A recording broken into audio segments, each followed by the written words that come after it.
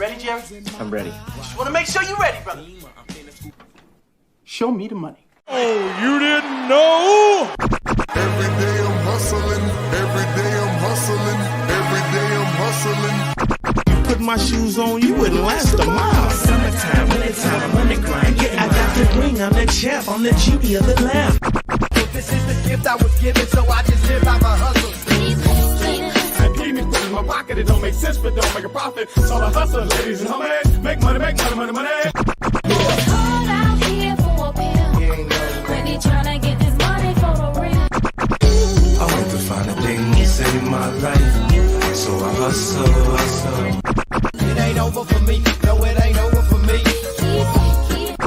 Here comes the money. Here we go. Money talk. Here comes the money. Show me the money! Okay, let's go smoke that joint. Warning, do not make these fantasy football mistakes going into week 4. We got to make the correct starts and sits. We got to make the correct trades, and you're in the right spot. We're going to talk about a lot today, and it's Thursday. We got to set our lineups for the week, at least draft one. And reminder, the biggest mistake that you make on the Thursday is not putting the guys who start on Thursday into a starting role, okay? Move the people from your flex to the starting role, okay? You need more you need an explanation of why? Get in the chat and ask me why, and I'll explain it. Very, very simple. All right, let's see who's up in here. We got our man Johnny in the house and checking out the new merch right now. Let's get it. We'll show that on the screen a little bit later, but I will throw the link in the chat right now. It is 420crewmerch.com. We appreciate you. Shout out to Stranger. What up? What up? Ed Tay in the house. What up, homie? Frank in the house. What up? Toker1J. Let's get it. Pam. What up? And what up, Frank? Got first question here. Lazard, Pittman, Waddle, or Jameson Williams pick 2. Man, they're all bad this week. I am going to pick. I'm going to pick Lazard. And I'm going to pick Jameson Williams. Everybody on this list has a bad matchup this week. What up, Emil? Frank said Shakira, Adams, or London. And pick 2. Adams and London. Big Tons in the house. What up? What up? JPZ in the house. What up? What up? Let's see. Frank said McBride, Andrews, or McBride, Andrews, or Gesicki on waivers. McBride if he plays, but we got to keep following. He was El Concusto last week. And Stranger said, I'm inexperienced enough to need the answer. Why? Okay, here's the why on why you always move your Thursday players to the starting role. If everybody plays and there's no issues, you could be fine with it. But let's say, who's the game today? Let's say you got Devin Singletary. He's not really a starter, right? On most teams, like he would be like a flex guy. But what you want to do, because let's say you have, I'm trying to even think of someone who's kind of questionable. Let's say you're just a weirdo and you have Kareem Hunt, in your starting lineup for whatever reason, as the starting running back. You want to make sure that those Thursday guys get switched from the flex to the starting roster, so it gives you more flexibility for the Sunday games, okay? That's what it's all about, for the Sunday games. So sometimes it might not make a difference, like whether you put the guys in the starters or not, but it's a good rule of thumb to always do this, because the one time you get screwed because of it, you will remember me talking about this, because I've had it before where, and shout out to King DLBC. What up, homie? Thanks for showing love on both channels. And so I've had it before where I play a Thursday guy in a flex. And let's just say it was a running back that I had who ends up being questionable. Now I don't have a flex spot and I can't maneuver. So it's like, I need to start a running back no matter what. Could be the same with wide receiver, could be the same with any position, but that's really what it's all about. It's like having your flexibility of your guys who play later. Like even if I have a QB, let's say I have Dak, okay? And I have Dak and Let's say I have Dak and Lamar Jackson because I have that in because I do have that in a couple different leagues. Dak plays on Thursday. If you have him in the super flex spot, what if Lamar just gets sick or something? Like, I mean, just literally could be anything. And let's knock on wood really loud so nothing actually happens. But that's what I'm saying. It's like literally anything can happen. So it's just making sure that you have all the options available to you. So even quarterbacks, if you have a super flex league, I would put guys like Dak, Danny Pesos, if you're actually playing them, put them in as a starter. Doesn't matter who the starter is, move them to the super flex just in case, because it doesn't matter if they're in your flex or in your starting spots. The points all count the same anyways, and you want the flexibility for later in the week. That's why you move these guys to the flex spots, and hope that made sense to people. If it doesn't, let me know. JP's have been in Texas all week, missed out on most of the week, but happy to tune back in. Glad you made it back safe, bro. Let's get it. Josh, what up? He says AJ Brown confirmed out. Not as of now, but it could be today, it could be tomorrow. So we're kind of just waiting. And let's see. Andrew's on waivers. Pick him up and drop Gesicki. Oh, both of them are on waivers? Nah. Andrews just sucks so bad. Turco and Jay sit down and learn something. Bro, every time I answer a question before you get and get to have the same as you. Let's go. Toyota one. Josh. I'm sorry. There's another Josh who's Toyota one. Josh, if AJ is out, do I start Ladd, Wandale Robinson, or Quentin Johnston? As of now, dude, it sucks because like Wandale's Thursday, like he's today. And like, I really don't want to start him. Like I want to, but I really don't think AJ Brown's going to play. Wandale, man, because if Herbert doesn't play, Ladd and Quentin Johnston are screwed anyways. So I think I'll play Wandale. And it ain't Wandale who's going to be going up against Trey Diggs. It's going to be neighbors. Emil said, who's Samik Evans? Who the hell is Samik Evans? Yeah, who the fuck is that, Emil? Feel like it's a typo. Hollywood, always up to no good. What up? Samik, Pickens, and Singletary for Mike Evans and Pollard. No, I don't like it. It's horrible. Horrible, man. Don't do it. Make a more calculated trade, because I like Mike Evans more than Pickens. But yeah, I mean, if he's really hurt and he's going to be dealing with shit, then I really don't want him. Josh, when's Brooks going to be back? We don't know. I mean, the earliest he could come back is week 5, and we haven't really heard much about him yet. Kind of just that he's progressing, but that's kind of about it. So I'm sure, like this week, like Thursday, Friday, like today is Thursday, but like Thursday and Friday practices are the most important. So that's why I feel like we'll probably hear something. If he's going to play next week, we'll probably hear something within these next 2 days. Patrick, PPR drop downs for Roshan, Leggett, Ertz, or Dubs. I have Laporta.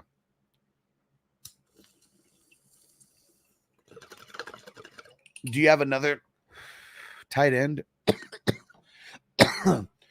I would almost get Ertz as a just in case. It is a really great matchup for Laporta. So if Laporta plays, I'm playing him no matter what. It's one of the better tight end matchups in the league. But I would make sure to keep your pockets loaded, because if he doesn't play, and you wait until like Saturday or Sunday, it just might be a little bit more slim.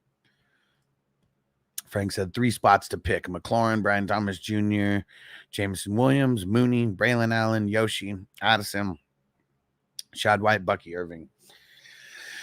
I'm not playing Rashad White or Bucky Irving versus the Eagles. I would play Scary Terry. It's a horrible matchup for Jameson, but I mean, out of these options that you got, I feel like I'm starting him. And then Mooney would be the other one that I would start here. So McLaurin, Mooney, Jameson. That's where I'd be leaning. Sal, what up? 2 reasons I'm sticking with Dallas over KC and Survivor. I will pay money to see the Giants beat the Cowboys. I like it. And I'll never forgive you if the boys win and KC loses. Hey, do whatever you got to do to not hate me, homie. But just remember, the Chargers suck. And I picked the Chiefs in 2 survival leagues this week. So I'm not one of these clowns who just like says shit. You know, I actually practice what I preach. So I believe that KC is going to whoop on the Chargers. And if Justin Herbert doesn't play, the Chargers legit might score 0. So do with that what you will. But I know you said that you would love to see you'd pay money for the Giants to beat the Cowboys. So even if you lose, it's kind of like, even if you lose, you really win, kind of, right? I think there's no way that Smith plays this week, even after that hit. Yeah, it's probably not. I mean, that's McBride, same kind of thing.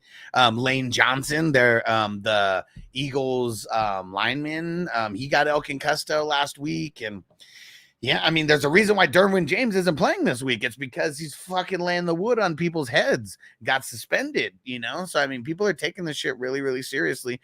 I'm surprised that nothing happened to that Saints defensive lineman for the hit that he put on Smith. That was some bullshit, man. Pam said I changed the guys times every week, and even that start of every week I put them in my flex if they play Monday night. Yeah, it's a good rule of thumb. That's all it is. You know, like most of the time it probably won't screw you over, but the one time that it does screw you over, oh man, it's gonna hurt. That's why I always remind people about that. What up, Frank? Top of the morning. He said, I'm learning to wake and bake. I'm learning to wake up with the hustlers. Let's go. Wake and bake. And don't forget to bring a towel. Let's go. Tim said, what up? Baltimore and Minnesota. Minnesota, if it is love, and if it's not love, I mean. I don't know why you'd want to start Baltimore versus the Buffalo Bills, though. The Bills have thrown up 30+ points in each game. So that's like, sorry if you pick the Ravens and you're like, fuck, I got to play these guys every week, but don't do it, man. That's why I just like streaming. Defenses, because like every team is going to have a bad matchup sooner or later. And then you have to make the choice. Do I roster 2 defenses? Do I drop this defense that I really, really like, you know? What up, Corbin? Frank said, I got Mayfield and Carr. Should I pick up Geno or Rodgers? If so, who do I drop for the start?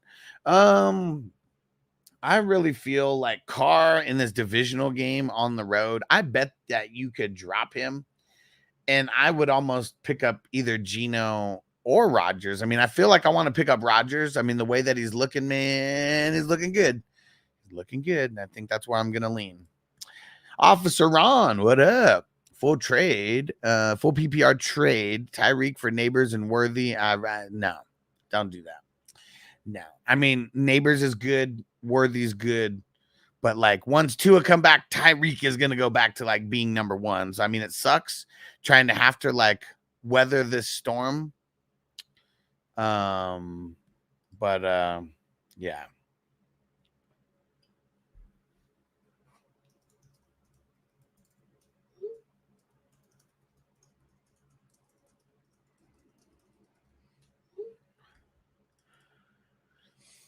Josh Baker. My advice is be here every single day when we are. I'm live pretty much this time, sometimes earlier. Every single day. Be here to catch the news. Be here to get your starts and sits. If you really want help, like with trades, I mean, I could give you like random trade ideas like while we're here, but that's really not going to help anybody. If you really want to get over to 420crew.com and take advantage of my fantasy football consulting service, I've been doing it for 5 years where it was actually a business, but I've been doing this as a hobby for fucking 15 years at this point. And now it's a full-blown business, and I take it super, super seriously. And if you need help, like outside of these streams, you want like way more help, you know, with trading, where I actually analyze like trades for you and tell you the things that you need to look for, super, super specific kind of things, and then really guide you through a trade process. 420crew.com. Get signed up as a superstar member or higher. You will not regret it. It will be the best thing that you can do for your fantasy season. 100% guaranteed. And where did I leave off at? Wes, Parkinson or likely? Neither. Just close your eyes and go like this. Just keep spinning around until you pick one. I'll say likely because Buffalo, you can kind of only attack them through the middle of the field. So for that reason, I'll go likely, but I really don't want either of these guys. All tight ends suck this year. Literally every single one. Like, it is so tough because like now, like legit tight end questions are turning into kicker questions where like you're damned if you do, damned if you don't. Like, it almost doesn't matter. hey, Minnesota Marty, what up? Making my way through. Let's knock these out. Frank 3-0. How about my Mahomes and Kamara for Josh Allen, Tyreek Hill? No, like, don't get cute. You're 3-0. Don't make random trades that you don't need to make. Make calculated trades if you want to make a trade. Okay, don't make trades where it's a super even trade. Like, there's no reason to. You're 3-0. Don't fuck up things now by making cutie trades, you know, that you really don't need to make. You know what I'm saying? That makes sense. Patrick said if Laporta plays, I'll probably drop Ertz. Would you take any of those other guys over? Not this week. Seattle's like legit one of the best teams to stream a tight end against. They are giving up the 5th most points to tight ends right now. And every single game that they've played has been a decent tight end performance, at least an above average tight end performance. Everybody they've played. Remember when when Hunter Henry got off against him, and now everyone thought that Hunter Henry was going to be like a tight end fucking one? It was just the Seattle matchup. Big Ten's, I believe KC should be 0-3. I mean, they should be, but it's good coaching. That's what it is. That's why they're 3-0 instead of 0-3. Great coaching. Tucker 1 JF Keenan Allen is out, which he's going to be. Do I play Dell, Demarcus Robinson, Brian Thomas Jr.? I guess Dell, but it's tough because I don't like any of these guys' matchups this week. So I don't know if there's anybody who's potentially on waivers. I don't like any one of those matchups this week. And Frank, he said Blankenship or Jamel Dean. I don't know. I'm going Blankenship, though. He's been killing it. We will know for sure today if Smith is out. No, we will not know for sure today. For sure would be Friday. Wait a minute. Mooney is Mooney out of the bum status? He's a bum. He was a bum then, and he's a bum now. He's not out of the bum status. Not even close. And so this is fucked up, but yeah, two for sure. Yeah. Pam said, fire up the Tampa D. No, I don't like it. All right, I got 2 questions on Patreon here. Let's see. Tim C. He says, start 2 out of Mahomes, Stroud, and Rodgers. I'll go Mahomes. Stroud. I don't like Rodgers' matchup this week, but I'd start him over a bunch of random players. But Stroud, he's got his matchup is money this week. And then need 2 for the flex. Collins, Godwin, Mason, or JT. I'm going to go Collins and I'm going to go Collins and Godwin. Tough to sit JT, but the matchup versus Steelers is horrible on paper. There we go. All right, there we go. Let's keep with the chat. Let's see. Devin Sting, 2+ touchdowns. He could. And Pam said, what's that BS? And dude split on him. What the fuck? What are we talking about? What I miss? Jeff said, what up, bro? Should I wait till Monday night to play one of the Seattle RBs or fire up Juwan Jennings? Man, it's a really horrible matchup. Lions are like giving up like the second least points to running backs. And like Juwan Jennings, he's probably going to be the guy.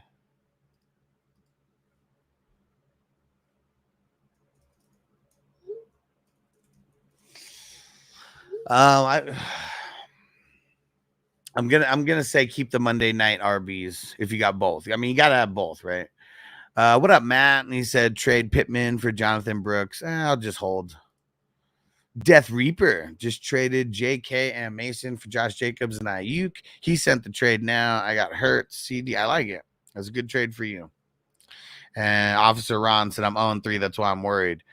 I mean, I understand you're 0-3, and that's why you're worried. Everybody who's 0-3 would be worried. You got to make the moves right now. Don't make dumb moves, though. Don't make dumb moves that aren't going to help you this week, though. I got to save people from those type of moves. And Big Bando, what up? TJ, what up? Said I would do that trade. Neighbors looking ridiculous. I mean, yeah. Big Ton said if the Hill for Neighbors worthy was Dynasty, Big Bando ended up skipping on Zeke and got Leggett. Very smart. Shane trade Garrett and Brian Robinson for Nico Collins. I've Stroud. I think I would hold. I know Garrett Wilson does have some really, really shitty matchups over the next couple weeks, but man, can you get back a second player with Nico? Shane said for context, my starting wide receivers are Jamar and Devonta. I mean, that's not. I mean, you don't really got Devonta right now. Big Bando said we think Kelsey breaks out this week. I'm not gonna bet any money on it, but I think so because the Chargers they've been pretty decent at giving up points to the tight end, and there's no Derwin James. Derwin James is the guy who usually holds Kelsey a little bit in check if they have him, just following him around, and he's not there this week. He got suspended, so that's one reason why I do like Kelsey this week. And like I said, I ain't betting on it though. Tomas, que paso, man, que paso. And shout out to Panama. He said, don't want to play Waddle. My other options are Rico, Braylon Allen, Watson. Should I play Waddle? I might play Rico. In this matchup because Giants have been pretty booty against defending the run. Only tight end that was doing good was Kittle, and he got hurt. I know, such bullshit, man. Tucker 1J, I knew you was going to say Rodgers because you snatched him right away from me. Well, it was either going to be him or Kamara, but Stafford's matchup is so shitty this week that I really felt like I needed another QB. That's why. And I didn't want to get like, well, I'm going to grab Caleb Williams from you. Like, fuck no. And let's see. TJ, I would definitely go with that. And trade for Brooks now before he blows up. I mean, yeah. I'm not overpaying for someone who's been sitting on the bench and who has got zero preseason work. Because you guys, whoever trades for him, you're going to start him right away, and he's going to get like 1 point. Then you're going to hate him, and then you're going to be like, man, no, I want to trade Brooks because he sucks. Always happens like that. Trey say, think Jennings is good for this week again. It's a way tougher matchup on paper. But he's not the number one. Ayuk is, and Ayuk's going to get all the attention. So is it a good matchup for him? Yeah, kind of. And do I think he has a week like last week? Like, fuck no. But do I think he get a bunch of volume because the run game is going to suck? Yeah. So I would be okay playing Jennings over a lot of different random, flex players. Yeah. And Tim, what up, bro? Sit one at a JT, ETN, St. Brown. I'll sit.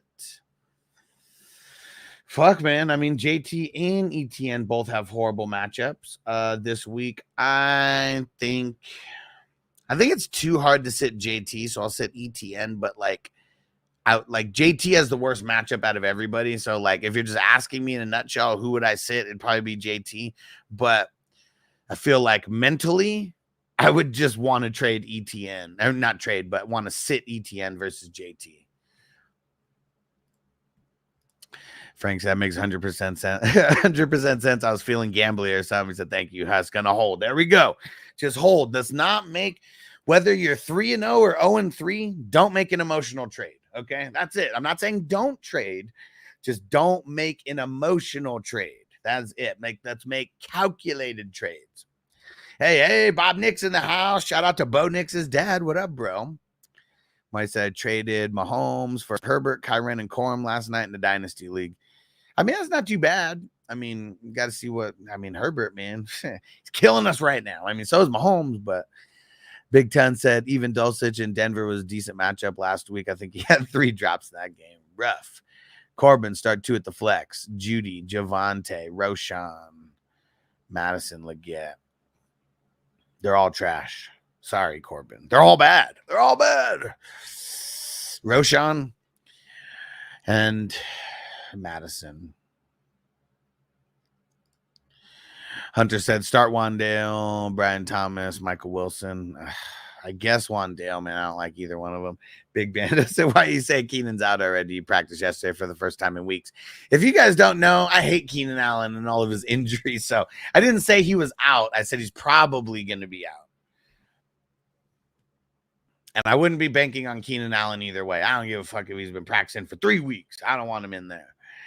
And Woodrow, what up, bro? He said, man, this guy sent me Kelsey for Ayuk and Hawkinson. And I said, no, did I make a mistake?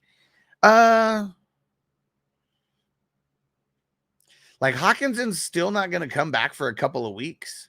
And Ayuk, man, what if everybody is just hurt for like so much of the year and defenses like Ayuk is great when there's like 5 other options out there. Like that's what's crazy is like that's what we're learning right now. Ayuk is a motherfucking front runner. Like if he needs to be the guy, he can't be the guy. He can't get open. He cannot get open. And especially like can't get open in windows where Brock can actually like feed it to him is different. If it was like Aaron Rodgers or, you know, like someone of that status where they could like just fit it into like any hole, big pause. But yeah, Ayuk, man, I don't know. I feel like if I had him, which I do in some spots, I feel like I'm always like disappointed with him this year. So I feel like that's buying low on Kelsey, but Kelsey's been so bad. It's like, fuck, why would anybody want to buy him right now? Jeff said Steelers D or the Chiefs D. Ooh, both insanely great matchups this week. I think right now I'm leaning the Chiefs. And if Herbert doesn't play, I'm leaning the Chiefs even tougher. Big Ton said did a trade for Moody in Dynasty where I could, because I thought he would be in the bum category at the end of next year. JB, do I trade Josh Allen, Higgins, and Breece Hall for Najee, James Conner, Ayuk, and Stafford? No. That should be reworked all the way around. Shannon, what up? Carr, Jennings, Higgins for Darnold and Drake London. I'm just going to say hold, man. I'm just going to say hold. I don't like that. So you're winning on players, you're losing on players. Like that's the thing that everyone needs to remember with me. Like if you win on a player and lose on a player, like you literally are in the same spot, you know, because you're doing good on one, you're doing bad on the other. So it's like you're literally in the same spot with different players. I want to make calculated trades that improve my team. And Sam Darnold, does he improve over Carr? Maybe. But like Drake London, you know, for Jennings and Higgins, like Higgins really hasn't done much. But if you actually watched last week, he was getting volume. And if a couple balls would have like went his way, like he had a PI in the end, not him, but they had a PI on him in the end zone. There was one where he dropped it in the end zone, but it's because he hit the ground and he couldn't maintain possession. So, I mean, literally just like, you know, a couple things going the different way for him. And I think people would not be hating on Higgins right now, but you had to actually watch the game to like see that though. PJ, what up, bro? Mooney, Jacoby, Judy, who you benching? Judy. Sal said viewing Jameson Williams as a fringe wide receiver 2-3 rest of the season, how you value him. That's fair. I'd value him like that. He's definitely no wide receiver 1, and he's not a locked and loaded wide receiver 2 every single week. So I'm with you. He's a wide receiver 2 or 3 based on his matchup. This week I have him as a wide receiver 3 because he's going up against the Seahawks, and the Seahawks, I believe, are giving up like bottom 5 points to the wide receivers. So that's why I have him kind of downgraded this week for myself. And Big Ten, yeah. So I need to see the Red Rocket do a bit more. Yeah, I don't want to roll out Leggett yet. I hope, though. Flash, $1 million questions. Is A-Chain stay healthy? I mean, come on, bro. Like, you could ask that about every single person in the NFL. And the answer is everybody in the NFL has the same exact chance of getting hurt. And it could literally happen on any play. And the range of outcomes could be extreme.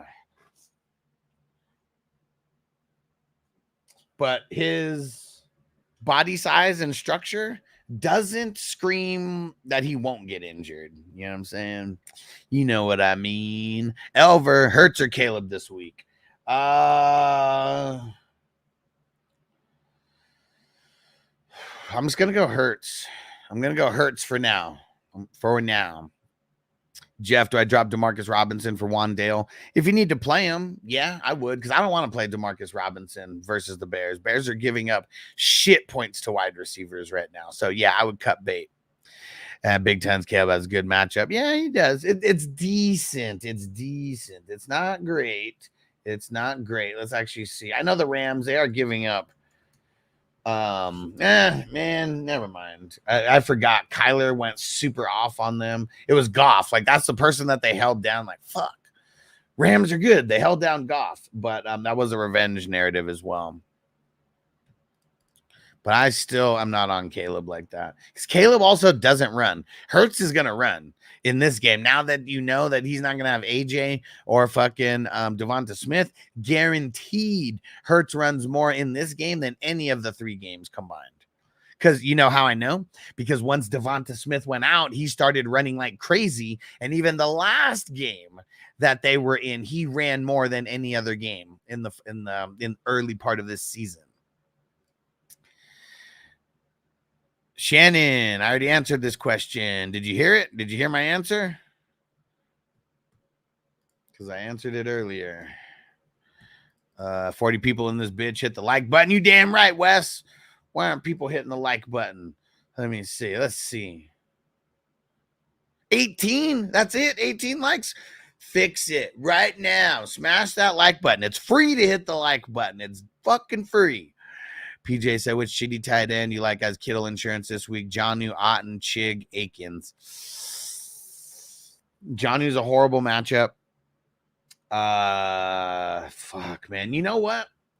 I'm going to say Otten. It's a horrible matchup, but it's going to come down to Mike Evans and Godwin. Like, if they don't play at all, like, fuck, who the fuck are they going to throw it to? Like, out there. So I feel like if those 2 don't play, or one of the 2 doesn't play, I bet you that Otten could get us like 5 receptions and like 40 or 50 yards. And that could legit be a tight end 1 performance. It's fucking sad. It's fucking sad. And TJ gave up stacking Christian Kirk for Brooks. What do you mean? Like, you traded them one for the other? Outer Horizon, Singletary monster week loading. I mean, it's a great matchup. It's a great matchup, but it's also a Thursday night game, man. Thursday night games get fluky. Wes said, do you like Carson Steele over Mason this week? I'm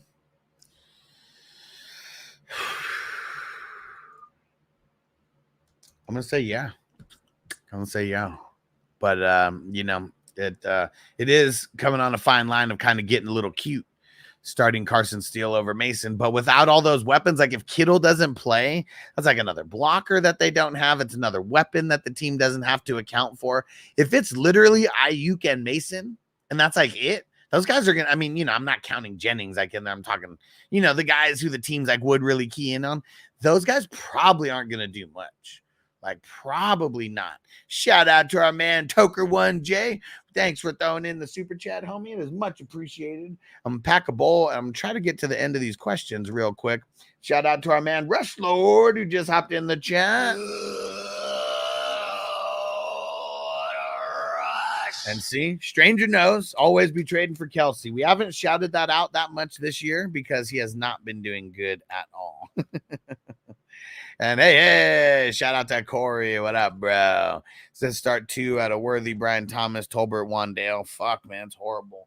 I'll go Wandale and Worthy. John, what up? I'm in a 2 QB league. PPR, have to start 2 at Richardson, Williams, and Levi's. Oh.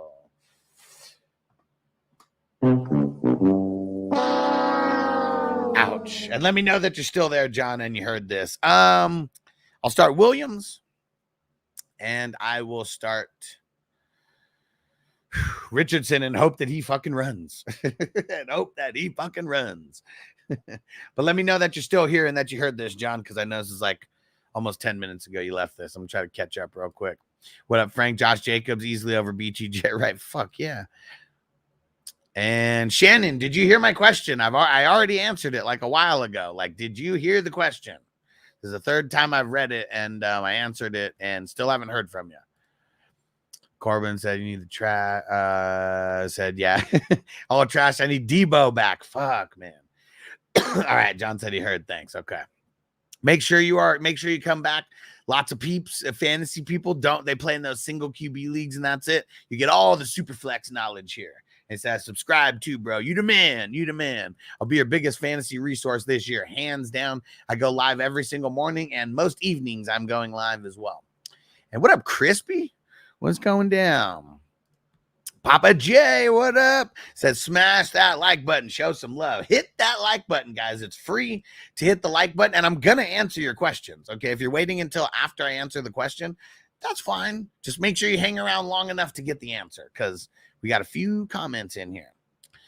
And let's see. And top of the morning, Papa J. RCP, do I trade Chase and Kyren for Amon Ra and Rasheed? I mean, I guess like I don't like trades like this because it's a 2-for-2 trade that's very fucking even. Like, I don't want to trade Amon Ra for Chase. I want to get them both on my team somehow, and it may be impossible, but I don't want to trade one for the other just because Chase had a good game when he played like the best team to stream a wide receiver against. And what up, Jake? He said, hey, Huss, I got James Conner, Aaron Jones, Gibbs, Zach Moss. Allen, you think I should upgrade from Connor? I want K9. Only needs a wide receiver. Thinking about trading Scary Terry, maybe Zach Moss for him. I mean, if you could trade Scary Terry for Ken Walker right now, especially after Scary Terry's like decent-ish game, just try that. Like, try for a 1-for-1 trade and see if like you guys legit can help each other out with a 1-for-1 trade. Shout out again to Rush Lord, Moneyline Mills. What up, bro? Pod Son, Dowdle tonight or Michael Wilson. It's an amazing matchup for Michael Wilson, but I'm just gonna go Dowdle. It's a really good matchup for Dowdle as well. And Armed Apex said, I'm late. Salute. Let's get it. Better late than never, my brother. And Bob said the price. Nice. The Price is Right soundbite. Yep. And let's see. Elver, start 2. Sutton, Tank Dell, Adunze, McLaurin. Adunze, assuming Keenan Allen doesn't play. If Keenan Allen plays, that may muddy the waters a little bit. I'll go with Adunze and McLaurin as of right now. And remember, public service announcement, do not take a Thursday answer as a final answer. Shit changes every single day, and I'm literally here every day. So come back in. I may give you shit for asking me the same question, 2 days in a row. But it's all part of the fun, man. If I talk shit to you about your team, just don't take it personally. It's me just having fun, so for all the new people out there who may not, get like the shtick of the show and me kind of like, poking fun, just it's all part of the show. Just remember, I want everybody to win. That's what it's all about, getting these dubs and making this money, because I'm assuming that everybody in here is playing in money leagues and we got some money to make. And Pod Son, Hunter Henry, Evan Ingram if he plays. And I would really try to get another like tight end besides Hunter Henry. And Frank said, this man grinds. Sub for the great free advice. Hell yeah. And then if you guys want to show some love, because I am here grinding for you guys every single day, hit that $sign at the bottom like our man Toker1J did. Show some love to the show, because I have no corporate sponsorship, guys. Like, that's what you guys need to remember. There's a lot of people, when you see the NFL people or the CBS people or whatever, when they're live on there, someone is paying them to do that job. I'm actually building up a business and like grinding, doing it myself versus trying to piggyback, off of someone else's shit or anything like that. And yeah, so just remember that, guys. Like, when you guys show some love and you hit the $sign at the bottom, you're supporting a small business who's trying to make it in this world. I'm a one-man band, and we're going hard. What up, Watt? Said, I know Hubbard was considered trash last week. I still started him. I mean, it was a good start for you in a horrible situation to start him, and it ended up working out. So I hope you won because of it. Props to you, bro. So what do you think about him this week? I think that I'm a little bit nervous about him this week because I don't want to chase points.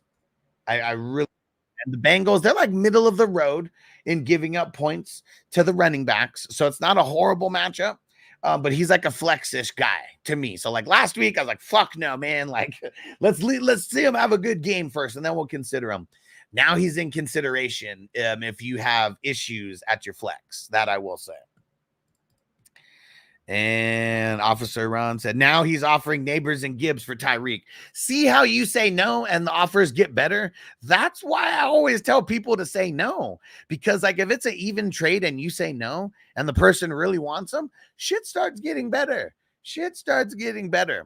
Like, here's what I mean. It comes in a fine line of getting greedy. Okay?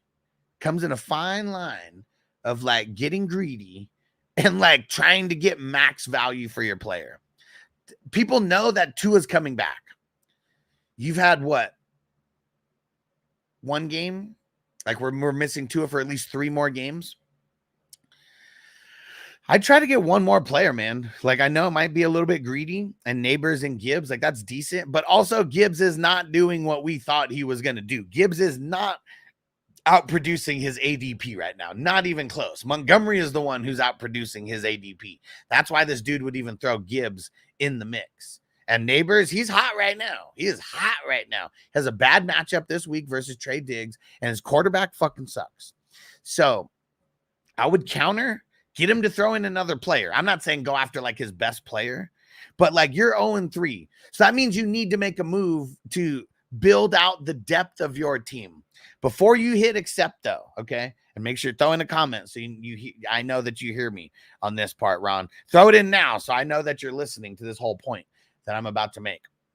When you are 0-3, okay, it could be time to panic. But what you need to do right now, you need to see if your 0-3 is fugazi or not.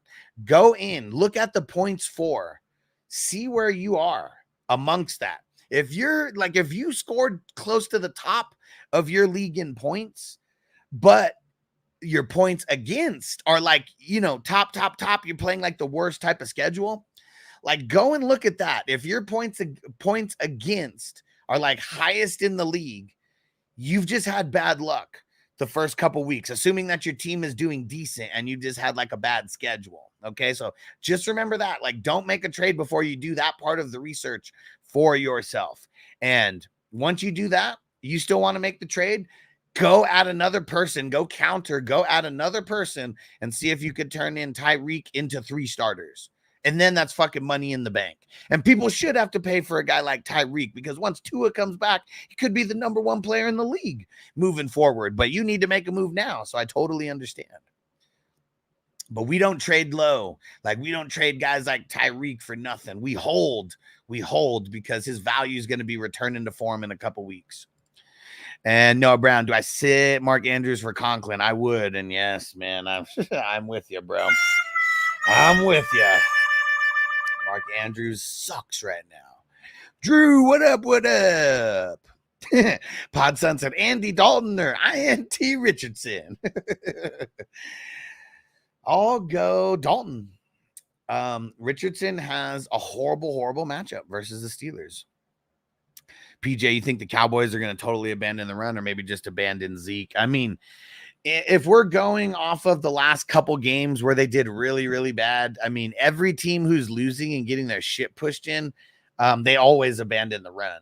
So I don't know what it is with the Cowboys. They're not striking first. Like, I don't know what it is. Jaws, he said the shtick of the show, not the tie stick. Let's get, yeah, man. You know that stuff is tied to a stick, man. Jordan Mason or Rashad White, fuck. Bucky Irving, questionable. I mean, questionable on Wednesdays mean nothing. Like, let's just remember that, guys. Questionables on Wednesday mean almost nothing. Thursday, Friday he gets a questionable. Then, we're like, maybe Rashad White's going to get 100% of the work. Outside of that, I don't know. Bucky Irving's really not injured right now. It is fucking hot in here right now. Give me 1 sec. I got to turn the air down in here, and I'll be back in like 2 seconds. No, I guess you didn't. Okay. And JPZ says, shoot me any more squares available for tonight. Yes, sir. Let me do that right now so I don't forget. Because the squares, as you guys know, really big part of everything that we're building here. Very fun games and experiences for people. And sent it to JPZ right now. All right. Let's see. So that's for the awesome jam. Let's get one more jam going. And I mean, this is one of my favorite worst, but the thing with Richardson is if he gets in trouble, he can run.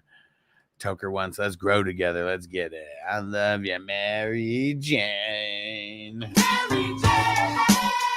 Yeah, time for a dab hit off the pen. Let's get it. Let's get another one. Let's get another one. And Spencer. Should I bench Tyreek Hill for Amari Cooper Ridley? Like either one of them? If I had to choose, I would choose for Amari Cooper in his revenge narrative versus a pretty shitty defense. Marty, what's the best way to clean the flour mill grinder? Mine's caked up. Hot water, alcohol, and salt. That's it right there, man. Hot water first. Just run it through like scalding hot water, like if you can. And then fucking throw some salt up in that biatch. Make sure it's the 91% alcohol. And you may have to rinse and repeat a few times, but that'll help you get there. The scalding hot water is like one of the biggest parts of all of that. But yep, you'll be able to clean it up real nice. Once it dries out, just make sure you re-rinse it. So there's no alcohol, residue like left back in there. Let it dry and boom, you're all good in the hood. Time to pack up some graham cracker. Let's go. Abraham said, sucks. I'm always working during the show. Well, I have multiple shows, right? Like I do the shows in the evening as well. But in the mornings, yeah, I mean, we're here doing the morning show for sure. Hopefully some people are, they're driving with us on the way to work. Hopefully some people, you just keep the earbud in, and you're just listening while you're at work. That's what I used to do when I was working. I'd be listening to podcasts and shit all the time versus doing work. And Tim C, what up, bro? London, DJ Moore, Mason, need one. I'll go DJ Moore in this very specific matchup. Pods with Noah Fant or Hunter Henry. Oh my gosh.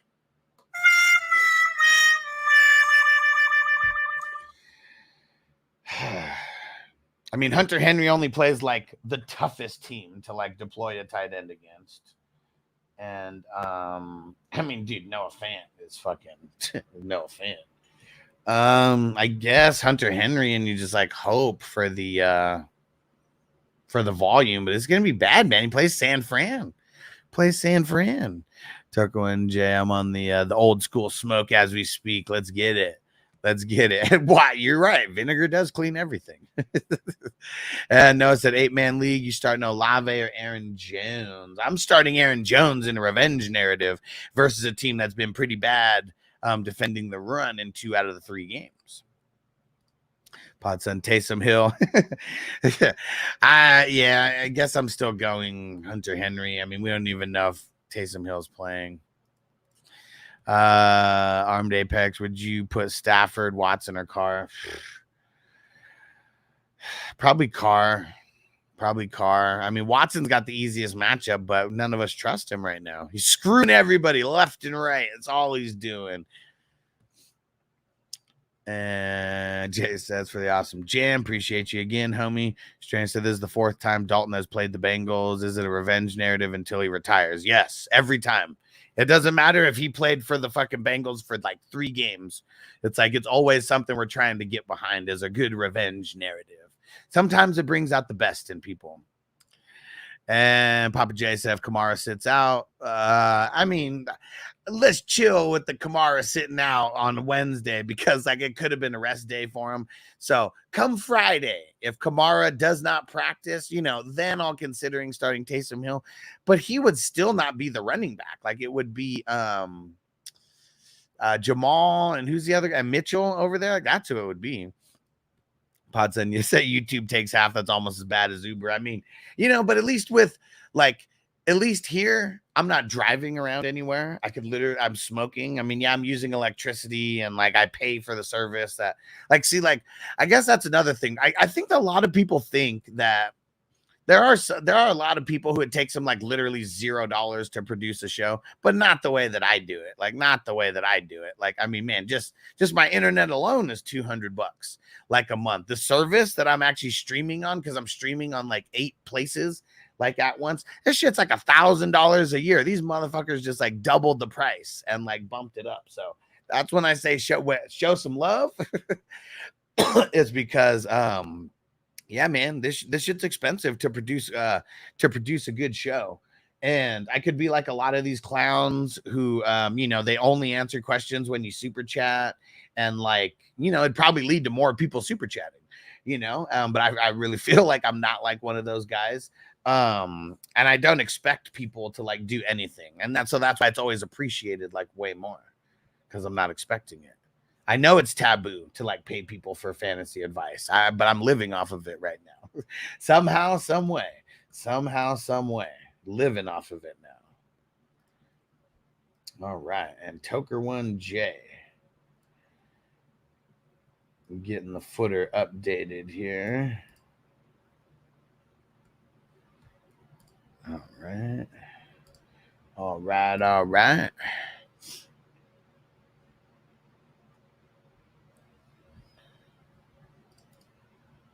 And fuck, I always forget to charge my mouse. Anybody else have those problems?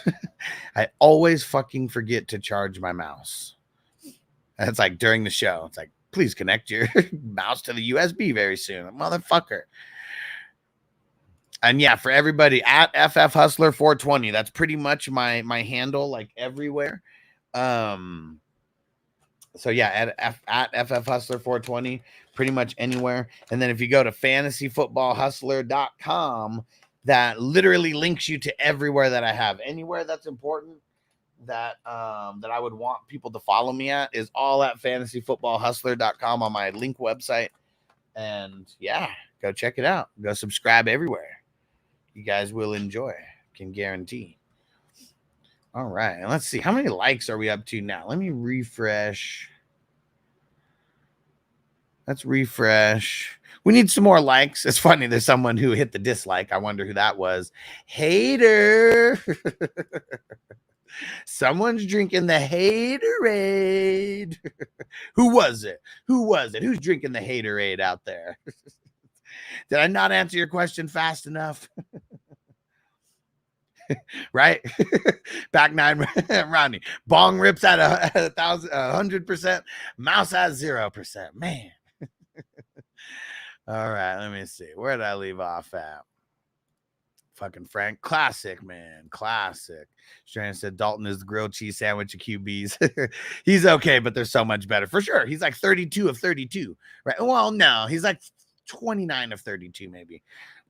Also feel like he gives up on plays he shouldn't, like throwing it away fourth at the end of the game. Yeah. A lot of times we don't care about that if he did good throughout the other times. And let's see. The Grand Canyon strain is great. Nice. It's technically an indica. Sweet. And it comes with a shot of energy. Cool. Pareco. Ooh, maybe. Back 9 Ronnie. If you could flex one, Diggs, Olave, Dobbins, Singletary, Addison, Jameson, Williams, it'd be Diggs, baby. He said that King D said that rush is funny as fuck. Hell yeah.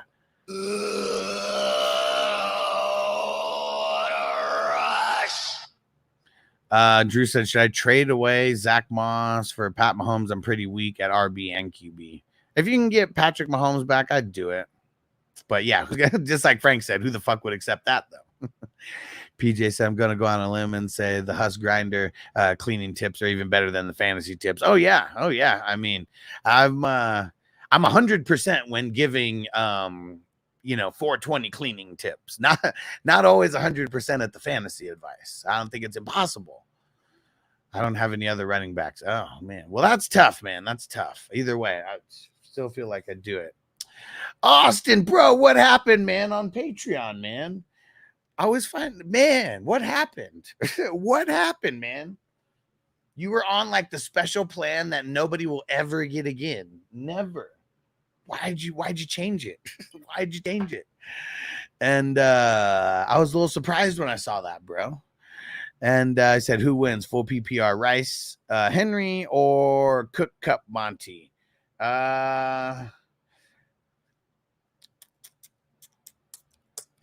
Well, even if you're coming back, you can't get on the plan that you were on. That was why you can't get on the plan that you were on. But that sucks that your card was hacked. Fuck, whole bank account got shut down. Fuck. Sorry, dude. I didn't even know what's going on, so that sucks. So this trade, to me, I feel like I wouldn't want to make it because it's like, unless your team's like not doing that good and you like need this extra player, like you're trading away 2 guys who I just think like just kill it for such a long time. And even though you would be trading for like 3 more players, you know, who might be killing it, I mean, it's still just like Rice is the best player as of right now in this whole deal. And Henry, I would say by the end of the season, I bet he has more points than Cook and Monty. It's like, that's why I don't like it. I feel like you're trading the 2 better players in this whole like thing. Oh, you'd be getting Rice and Henry. Okay. Well, I do like that. As long as you have the depth to cover losing the extra person. The part that I don't like about it is giving up Cup. But if you need the extra running back help, if you have the extra running back help to where just Henry can hold it down for you.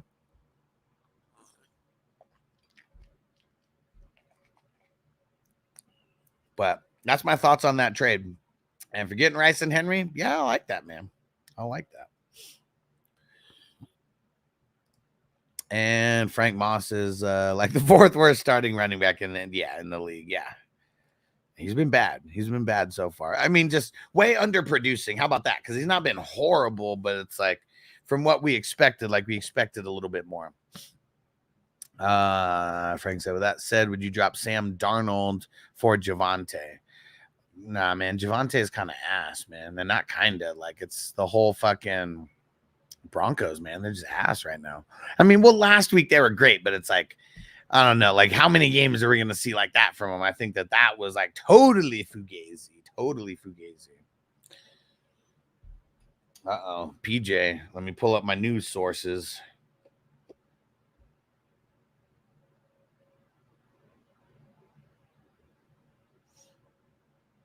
No, PJ. No. You're the man, Austin. Appreciate you, my dude. Hey, Crispy said probably that dude that threw a baby fit yesterday. Man, everybody want to hear some bullshit that I deal with as being a commissioner? Get ready for this. So last night, this one guy messages me and he has screenshots. He's like, dude, he's like, I sent this guy some trades and like, look at his responses, man. Totally uncalled for. And, you know, he called him everything except a son of God, you know, like just talking mad shit. And so I messaged the person on Facebook and I'm like, dude, oh, PJ said, no, I'm just asking. No, they did not. They did not. Everybody hang out. It's story time for a quick second while I hit this bolt. And we'll get to everyone's questions. So I reach out to the dude and I'm like, man, come on. Like, and I've messaged him on Facebook and stuff before. I was like, bro, what the hell's going on? I was like, you couldn't just decline. Like, why'd you have to like talk so much shit and like keep going and like, you know, take so many personal shots and like shit like that? I was like, you couldn't just decline the trade. He's like, man, he kept sending me trades. And I was like, bro, like, if it's that big of a deal, why don't you just block them? And he was like, you know what, man, like, fuck your leagues. Like, I'm just going to leave all your leagues anyways. I don't even have time for them. I was like, what the fuck? Like, where the fuck did this come out of? And I legit feel this guy has an extra chromosome because he's been a fucking idiot ever since he's been in the leagues. And just such bullshit. And then, okay, so he quits like 9 leagues. I fill them all. I fill them all right away. Very easy to fill leagues that have already been paid for. Trust me. Very easy with the type of people that I know. Now, I messaged the dude last night, and the other person, like the person who like came to me with this issue. And because like the dude who left and quit, he was like, man, look at how many bullshit trades this guy sent me. And it was like, you know, after he'd already talked shit to me, and he sent him a shitload of random trades and like a lot of bullshit.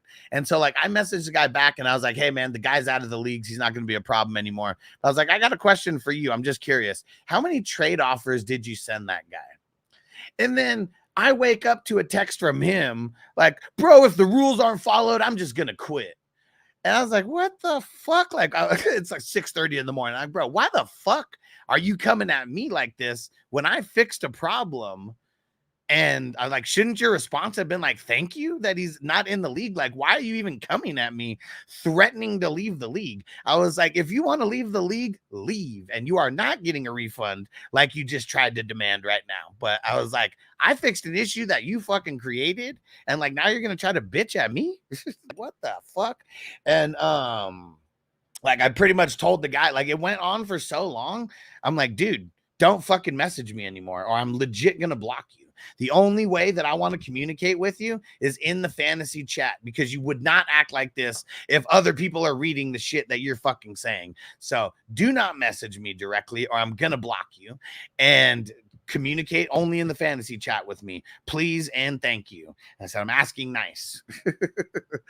And then this guy goes in the chat and like starts acting like an ass, and pretty much told the chat, this guy created a fucking problem and then came and snitched to me about the reaction from the problem that he fucking created. So I said, if there's anybody else in the league where he just starts trying to cause drama with you for no reason, let me know, because that shit's just not going to be tolerated if there's people trying to troll others to try to get a response out of them. Because even like I was like, there was that one point I was like, dude, why are you talking to me like an asshole, dude? And he was like, oh, don't curse at me. And I was like, bro, you came at me sideways a long time ago. You can't handle this. You better learn how to talk to people, because you were blunt and now I'm being extra blunt. And man, and that's what I was dealing with from last night to this morning. And fucking stupid people, man, I tell you. And that's why I won't commission dynasty leagues for free, because if I have to deal with shit like that, I better be making at least a couple bucks off of it. That is why that's why I do not commission leagues for free anymore. And that's why so many leagues just dismantle, because it's real easy for people to get pissed. And like, I was super close to like, just like, I don't like kicking people out of leagues. I want them to leave. Like, if you have a problem and you want to leave, go ahead and leave, but you're not going to fucking blame it on me that you wanted to quit and that you quit the league. Like, you're not going to blame that like on me or whatever. I'm not going to give you the satisfaction of kicking you out so you can like hold that against me or something. But yeah, so that's what I was dealing with, man. It's fucking dumbass people. And Andrew said, Dell, Josh Allen, ETN for JJ, AR, Rashad Wyatt. It's ugly, man. Don't do it. Don't do it, bro. And look at that weirdo who just came in. I'm gonna smoke this one for the hater who just came in. I wonder if that's the dude who, because I don't know his real name. I wonder if that's the dude who caused all the drama in the league. And Corey said Leggett or Brian Thomas. Neither.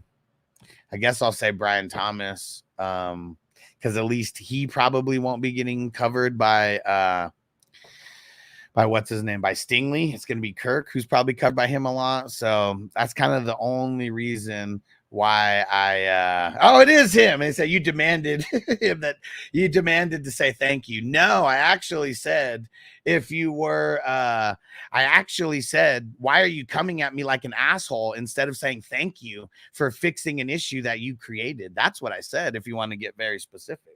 So yeah, you should have said thank you, because I fixed a problem that your troll ass created. And you don't got to block him. We can leave. We can see what he says. We can see what he says. But see, that's funny. See, you no power whatsoever. No power whatsoever. And guys like that want the power. They get off on it somehow. Usually they're a cuck, like in real life. Usually they're a cuck in real life. Like that's usually what it is. Working some shit job in some shit relationship where you're just getting talked shit to by your partner, have kids who probably don't respect you. Like I know a lot of people like that. And like those guys are the ones who are like the trolls in fantasy football chats. Always. Always. Someone who's happy in life does not act like Jake, like fucking Jake the Snake acts like. And I hope that me calling you out to my community here makes you quit, because you were the one who threatened to quit. And good riddance. You need to quit. Get the fuck out of here. And we already said that. Hey, I am your, what up? And he said, Thursday night football. Let's fucking go.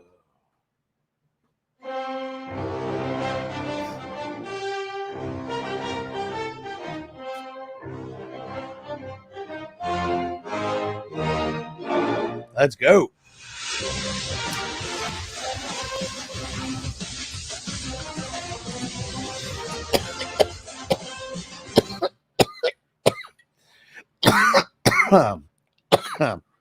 King D.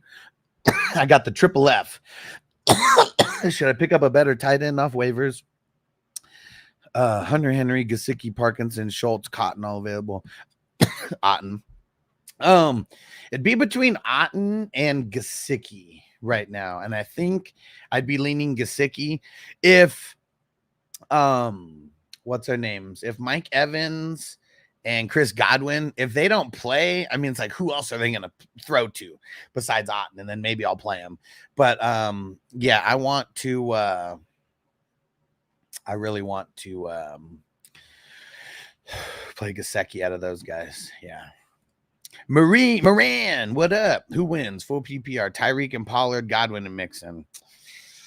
I feel you both win and you both lose at the same time. I feel like I'd rather have the Godwin Mixon side because I like both of those players better. But once Tua comes back, I mean, Tyreek's the best, right? Freiermuth. Okay, that's who it is. The triple F. Okay. Noah. Manuel Wilson, Cam Akers, Samaji. Cam Akers, assuming that Jay doesn't, what's his name, don't play. And let's see. What song did Jay put in here?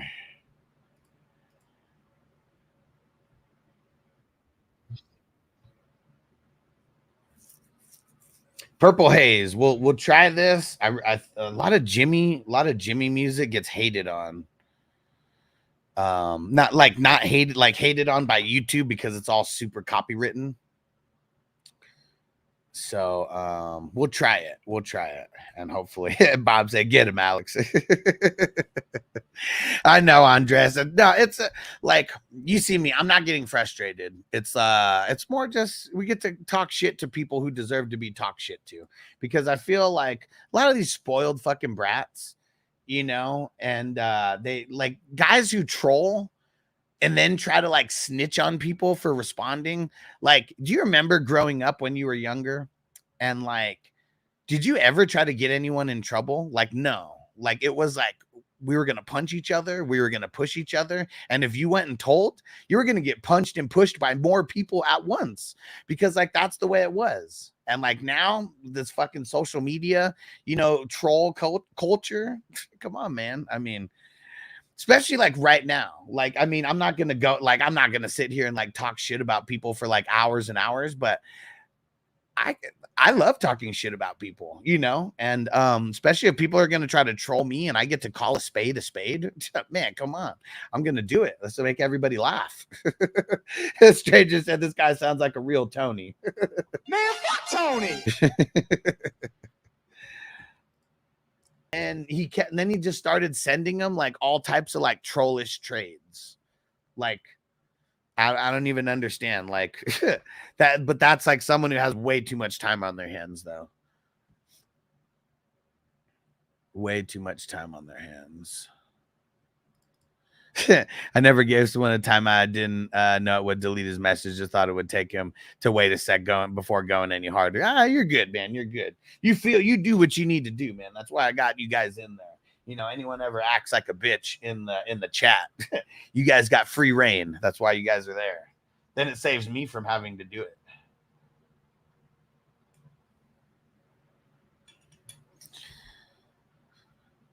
And that was funny, stranger. He is a real Tony. Man, fuck Tony. Like, you know how we got the Karens around here. Now we just got the Tonys. Man, fuck Tony. And said, yeah, I'm playing in 2 leagues, 1 IDP, 1 team. We switched 1 league when I think the Patriots are scoring like 20 points a game. Yeah, see? Like, fuck team defense, man. Moneyline Mills, I'm not a shit talker. I don't know 90% of the people in my leagues. I just be chilling. And in this league specifically that he's in, I think he knows like 3 or 4 people because someone invited him to it. It wasn't someone who like found me like on Facebook, because most of the people who get into leagues with me, it's like they find me on Facebook in that huge ass group, you know, with like 100,000 people. This dude got invited by somebody. This is why I hate. This is why I really hate like people just inviting random people, because like I feel like even if I like talk to someone on Facebook, even for like a handful of messages, you know, I can somewhat gauge their personality a little bit. And but like, I don't know, man, this guy was just a special character. So I can't believe the shit you have to deal with, these grown ass men. I mean, that's what it is too. Like I had to feel like I was a vice principal fucking last night, dealing with 2 fucking kids who are like getting in a fucking bathroom fight, and then one of them fucking comes to me crying, and he's the one who started the fight. Like, that's what's dumb, is like, that's what I really hate. Like, especially now being a dad, like I see it, like I witness it, like even in Noble's practice, like the other day, like there's this one kid that was fucking with Noble and antagonizing him. Then Noble starts going, trying to push him and shit like that. And then the fucking kid tells his dad, who's like the coach, and he was like, Noble. And I was like, hey, your son was antagonizing him for 10 minutes before he did that. And then he like really reamed into his son because he knew it was probably true. And like, so like, like let kids be kids, man. But like, don't be the one to go fucking snitch when you're starting shit. Like, that's what I hate. Like, man, like it's different if you're not doing anything to anybody, you know, and like all this shit is random. And then you go, you know, tell someone about it.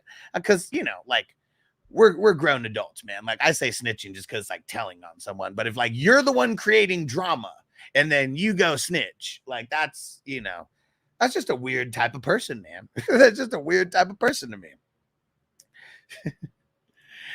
And Rush Sword said, wow, does it happen? Does it happen at night? He said our daytime show is pretty chill. I don't see a trouble in here. Well, no, this was in a league. This wasn't when I was live.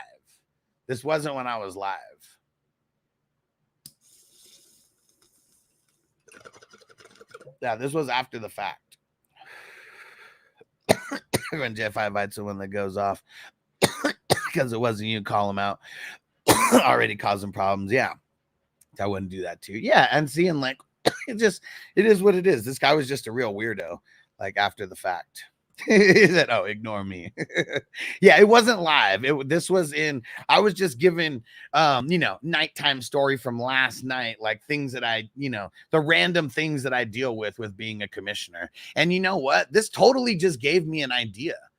Like I should really have like commissioner time, where it's like it's a video where I literally talk about the random shit that like happens in all these leagues. Like, do you guys think that would be good content? You know, I wouldn't name anybody or anything like that. You know, wouldn't be me calling people out, but it would be me talking about these experiences, just like I did. Mm-hmm.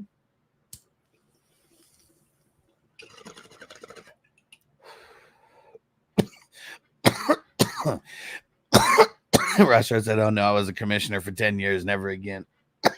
I mean, and that's why like I do it as a part of my business where I make money off of it, because nobody wants to do this for free. Nobody wants to have to deal with grown men like crying about shit like for free. So that's why I make it a part of my business. And it's cool that like if anybody, you know, turns into an ass and you know, they just quit and they think, oh, I'm just going to quit. I'm just going to screw over your league. Like that guy who quit 9 leagues. It took me longer to take the screenshots of his teams than it took me to fill the teams. Like that just shows you how easily someone could be replaced. It took me probably 10 times longer to take the screenshots and label it with the league number than it took to actually replace 9 leagues with me only making one post in one place. Crispy said, geez, I would have quit a long time ago for all the shit trades I received from Big Tons if I had that attitude. For sure, man. For sure. And hell yeah, PJ. Hell yeah. Hey, what up, Jason? What up, bro? And Tucker One J said, yeah, being a commish for so many people gets hella stressed. Yeah, and that's why I smoke a lot of weed, man. Like, that's what it comes down to, just dealing with people in general. Like, that's really what it is. And, like, I feel like for a lot of what I do is, like, customer service. Like, I really feel that. But I've worked in, like, the customer service industry for, like, 20 years, damn near. Like, from grocery stores to fucking... and Vaughn's takes customer service very, very seriously. Like, they fucking send you to fucking pay you to go to classes to fucking be good at customer service. Oh man, look at Jake over there, man. He must have a sad life, man. I feel sorry for you, bro. I feel sorry for you. Jason said, do I trade Amon for Gibbs and Kenneth Murray? Which Kenneth? And yeah, I know IDP. I hate Kenneth Murray. For Ken Walker, right?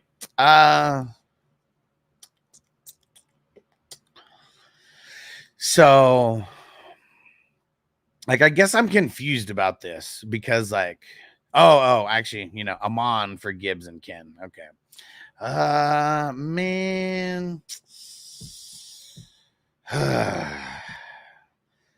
Like, it sucks that, like, you know, to do this trade, you have to trade away probably your best wide receiver. And that's kind of why I don't like it.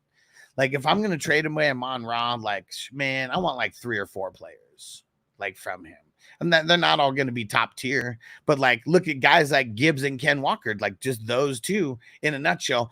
They are not outproducing their ADP, like, not at all. So that's what makes me want the cause to pause. You know, with this.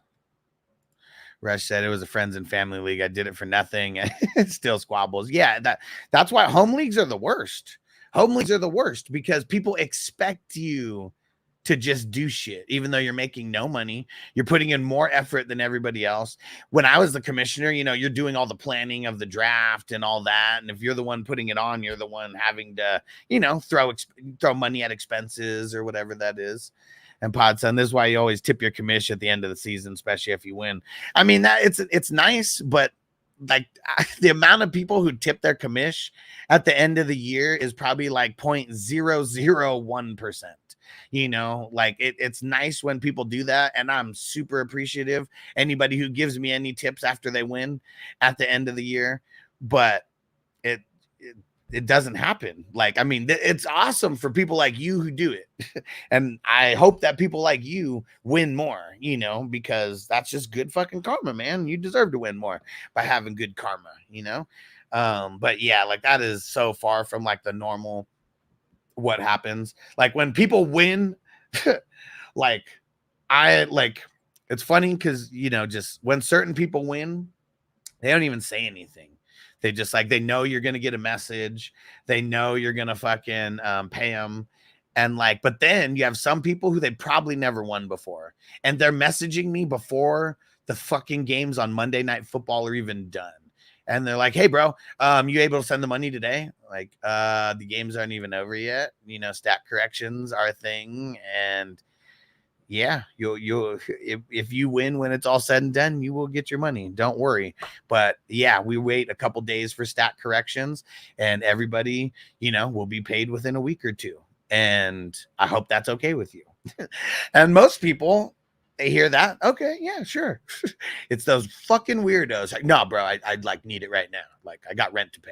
Like just some random shit like that. Like, man, those people are the worst. And it's probably because those people don't win. Like, that's usually what it is. And Josh said, trade Dell for Wandale. I mean, it's just trading one issue for another, like right now. And I would probably just say no, just like rework it. If you just, I mean, it's a sidestep and kind of a bad one at the time because Wandale is probably not going to be good till Tua gets back. So you're just going to have to weather this storm anyways. But I know Dell, like neither one of them have been good enough to start if we're just judging them off of like week 3. Jason said I have Ayuk, Waddle, and Evans as wide receiver. I mean, yeah, but like when you take Amon-Ra away from that, you're like, you only like, that's the thing. It's like you're saying like I have, like when I read this, it's like strong. I have Ayuk and Waddle and Evans. And like, but when I read that, I'm like, but you don't have Amon-Ra. It's like you only have Ayuk and Waddle and Evans now, you know, and that's not good. That's not good. Amon's what makes those guys better. Corey said Tolbert or Brian Thomas. Brian Thomas, I guess. I'm nervous about both of them. PJ said Commissioner Baseball League. It would be nice to get a tip for the league to spring for you to take your lady out to dinner. Yeah, like, I mean, literally could be anything. Like, that's all I'm saying. It's like people are like, I don't know what it is about just like the fantasy community in general, because like if you sidestep to the betting community realizes karma is real.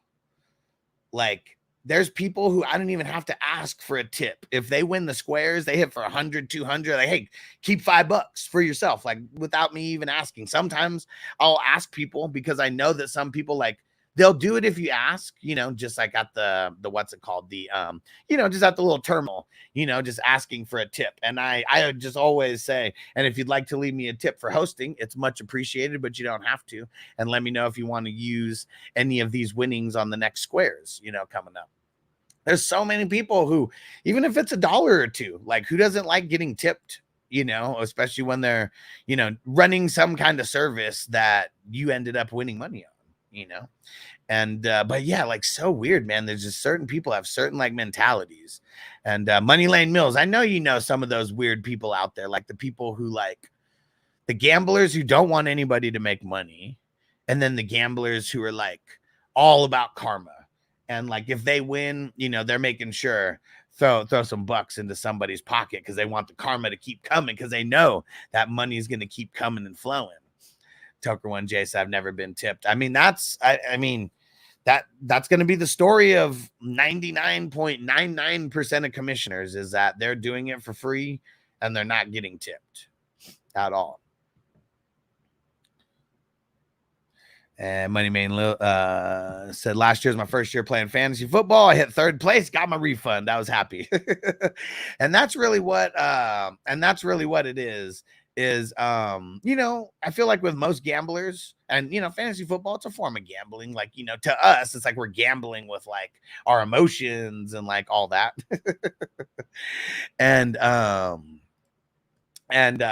But you know, if we could get 4 months worth of entertainment and it ends up costing us $0, you know, like that's like a win.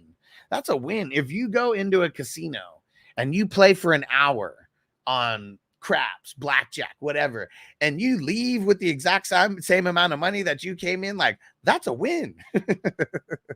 And Crispy, he said, here's a tip, get a job, motherfucker. Oh man, that shit's so funny. I've heard that more than a few times since I've become a business owner. I've heard that more than a few times. that I should get a job. Like running a business isn't harder than getting a job. And Jonathan said, would you trade Gibbs and Bowers for JT and Waddle? I said I got McBride already. Bro, what if McBride doesn't play this week because of Elkin Custo? Then you have to go fucking get a waiver wire tight end? That would suck. I would say it's just a bad time to make this trade. Because if McBride doesn't play, you're screwed for week 4 at tight end. Johnny said, I'm lucky I've got a good core of humans. Take up to 80% of, tip up to 80%, or is that what you mean? A few problem guys we've turned into bonding experience for the leagues. For sure. There we go. My Mills, I know exactly what you're saying. Yeah, and it's just, it's different types of personalities. And, you know, the more people I deal with, the more personalities that I see. How about that? Said breaking even, definitely a Vegas win. 1,000,000%. 1,000,000%. I mean, shit. I mean, the first couple times that I went to Vegas, like the very first time that I shot craps in Vegas, this is 2007.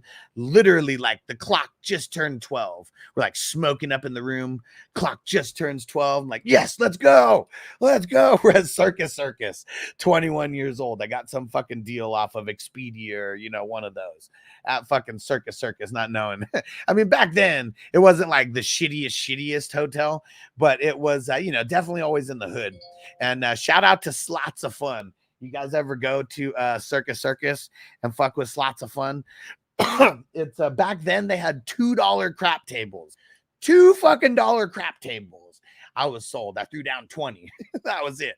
And man, turned that 20 into 100 in like 2 hours. And I was like, man, this is fucking awesome. I'm never going to lose in Vegas. Never. And man, like that's how they get you. I don't know how. But yeah, and then the second time I went to Vegas, I remember like we went to Casino Royale. You guys fuck with Casino Royale, another low budget strip casino. They had $5 craps back in the day, $5. And man, I went with my homies. They never played craps before. And I just remember like 2 spots opened up on this table and the table's going crazy. Like people are just going hyped. And like, you know, we play a couple times. I threw down 40. He threw down 20, $5. You know, we're only playing the pass line at this point. I really didn't like know how to even play craps like that much at this point.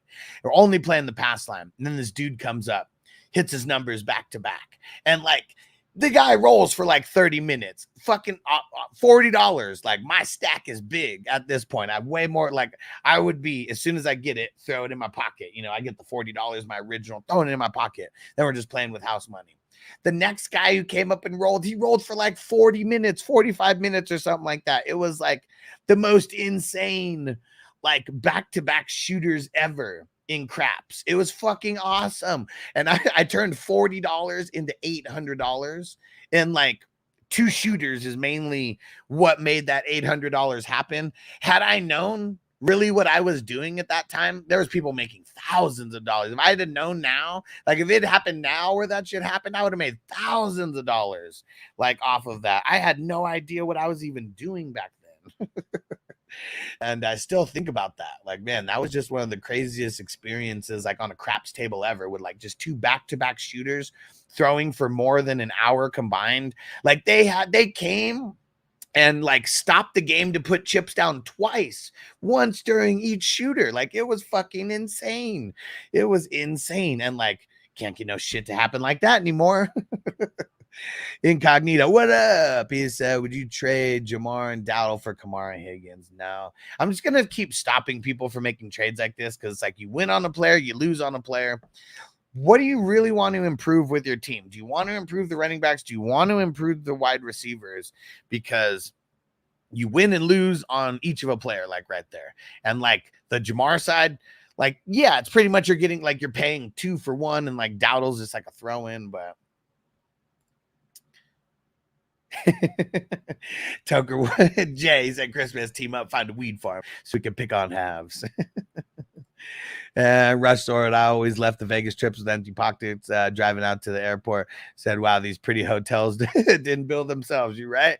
I remember one time going to one time we were in Vegas, we're at the Bellagio, and like I can't remember who I was with, but they got like all excited when like, because we're playing at the $25 table, and like they had like $100 down, and they hit like, you know, like twice in a row or something, you know, just like back-to-back $100 wins. One of them was blackjack, so they got the extra.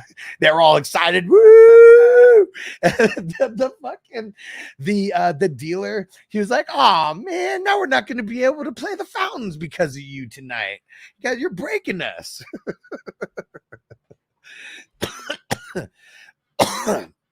Vegas wasn't built on the winners, baby. They definitely weren't.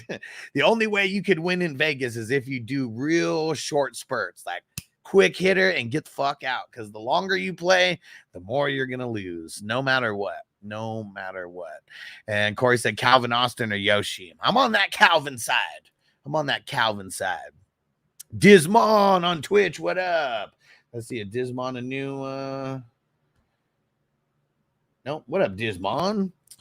Start 2 out of Moore, Flowers, and Pollard. Pollard's got an insane matchup. I'm going him and Moore this week. Throw in a comment so I know that you saw that.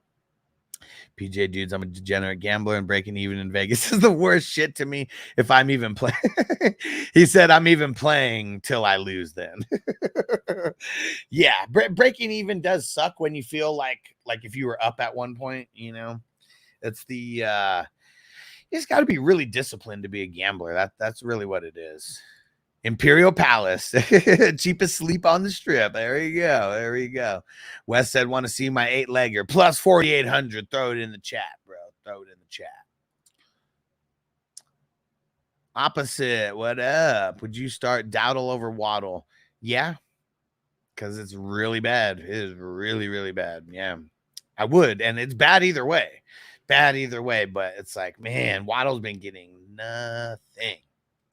PJ said Imperial Palace is long gone. Oh, yeah. I mean, dude, there's, you know, so many of these. I mean, shit. Now, so many flamingos. Wait, is it the flamingo?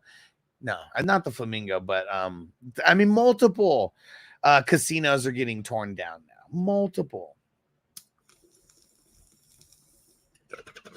They're gonna like rebuild. What are they? They're like rebuilding the Mirage as the Hard Rock or like something like that.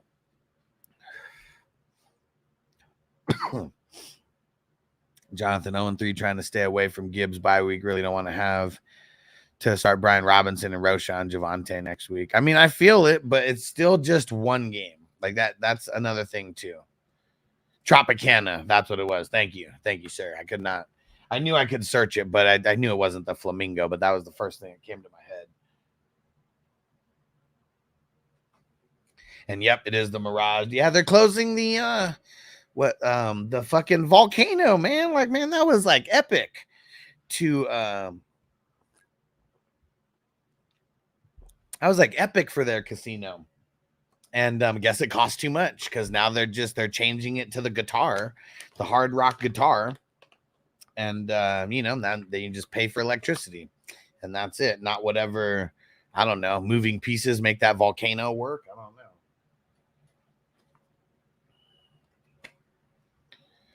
But yeah, I mean, I feel you, Jonathan. I wouldn't make a trade just based on the 1 week though. Like that's it.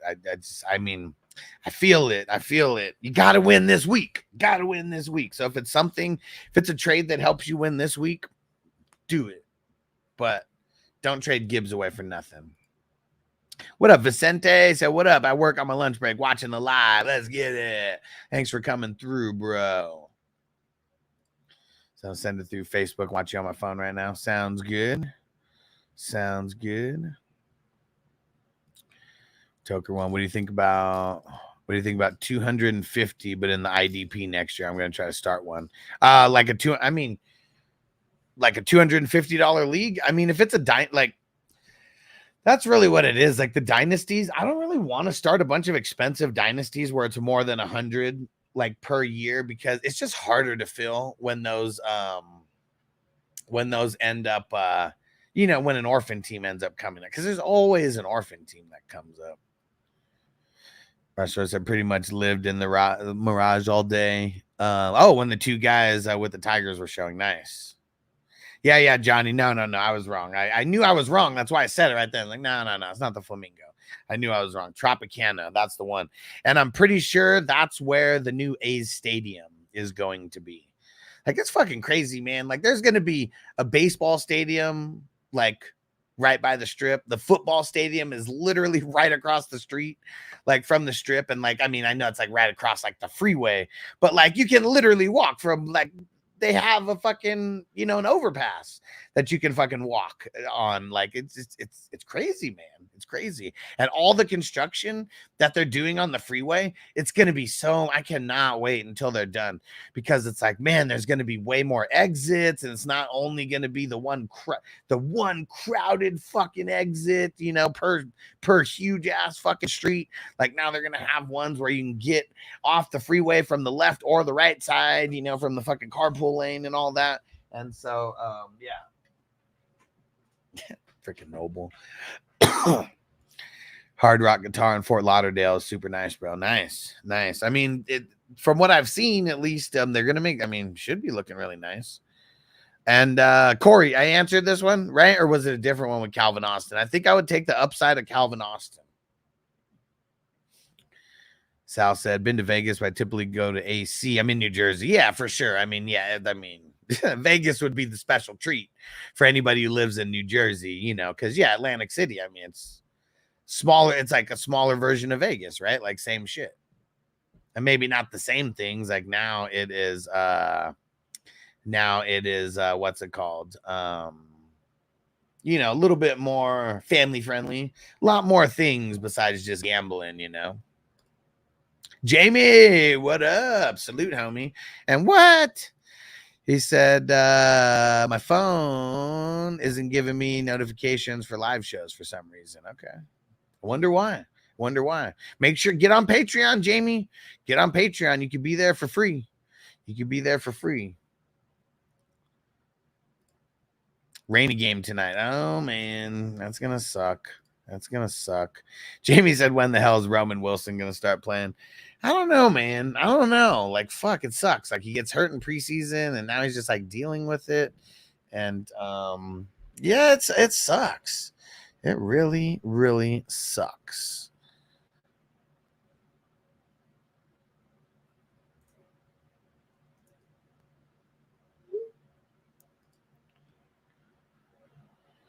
And Vegas said, Flash said Vegas has hookers legal. The hell with dirty Jersey. No. Vegas. Prostitution is not legal in Vegas. It is legal in a couple states. I mean, a couple cities over, like literally like the next cities. Like once you get out of Clark County, that's where it's like legal. But no, I mean, stuff happens in Vegas, like for sure. But that's why they say what happens in Vegas stays in Vegas, right? But yeah, it's prostitution is not legal in Vegas. Las Vegas with extra heroin. Tucker and Jay, if I go to Vegas, I'm staying at the casino because I'm fucked. Would have to walk across the street. Yeah. I mean, you know, it's always been the taxis or Ubers. You know, that's how you just get around. Like nobody wants to fucking drive. And like when people come to Vegas for like the very first time and they're like, hey, you want to walk over there? That casino looks real close. Like, it ain't close. It's like 2 miles away. It's hot as fuck out here right now. It's like 120.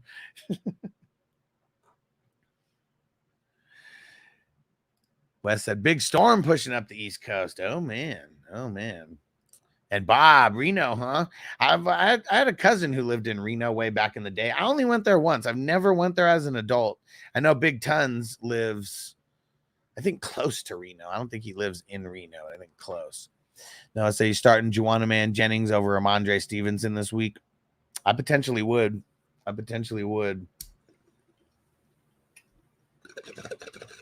He's probably going to get the volume.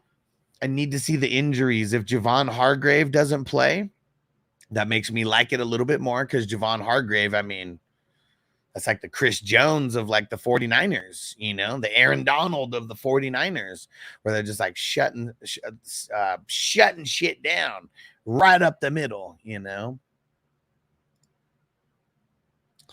And Sal said, hey, man, looking for some dynasty trade advice in a super flex league, and my future isn't looking too good. Okay, well, let me give you one of these. Hopefully it makes you laugh.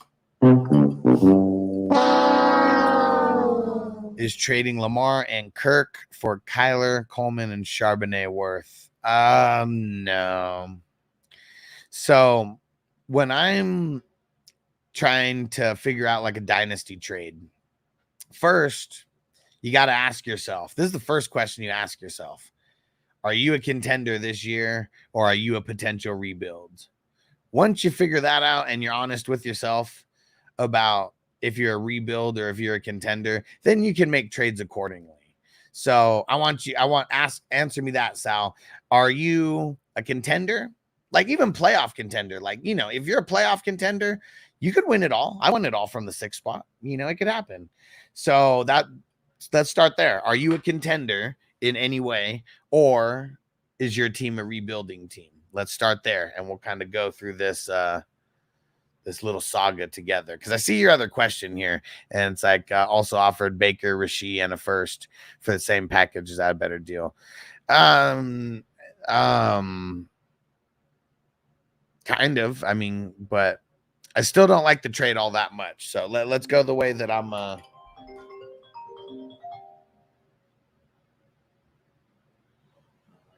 I have no idea who this is.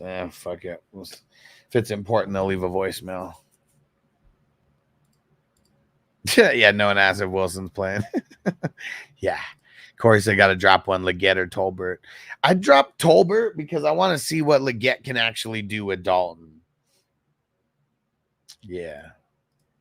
About for prostitution. Funny. Rush Lord, Casino Royale had an outback above it, very hidden. It's still there.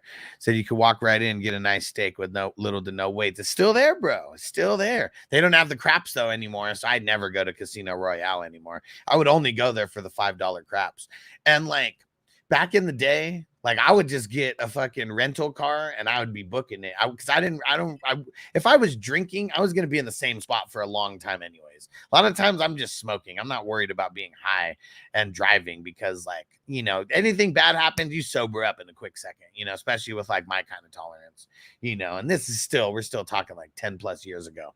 And like Casino Royale was the dopest one because literally have the parking lot that like, you're literally walking like 50 steps and no other place on the strip has it like that where it's just literally a parking lot like just like right behind it that you can just pull in real quick. Like, man. So Casino Royale, that was always my favorite casino when they had the $5 craps because that was just money. Like that was money. It was so fun, man, and just never crowded. Could always play. And man, shit be changing, man. Shit be changing, man. It was a long time ago at this point. KJ, what up, homie?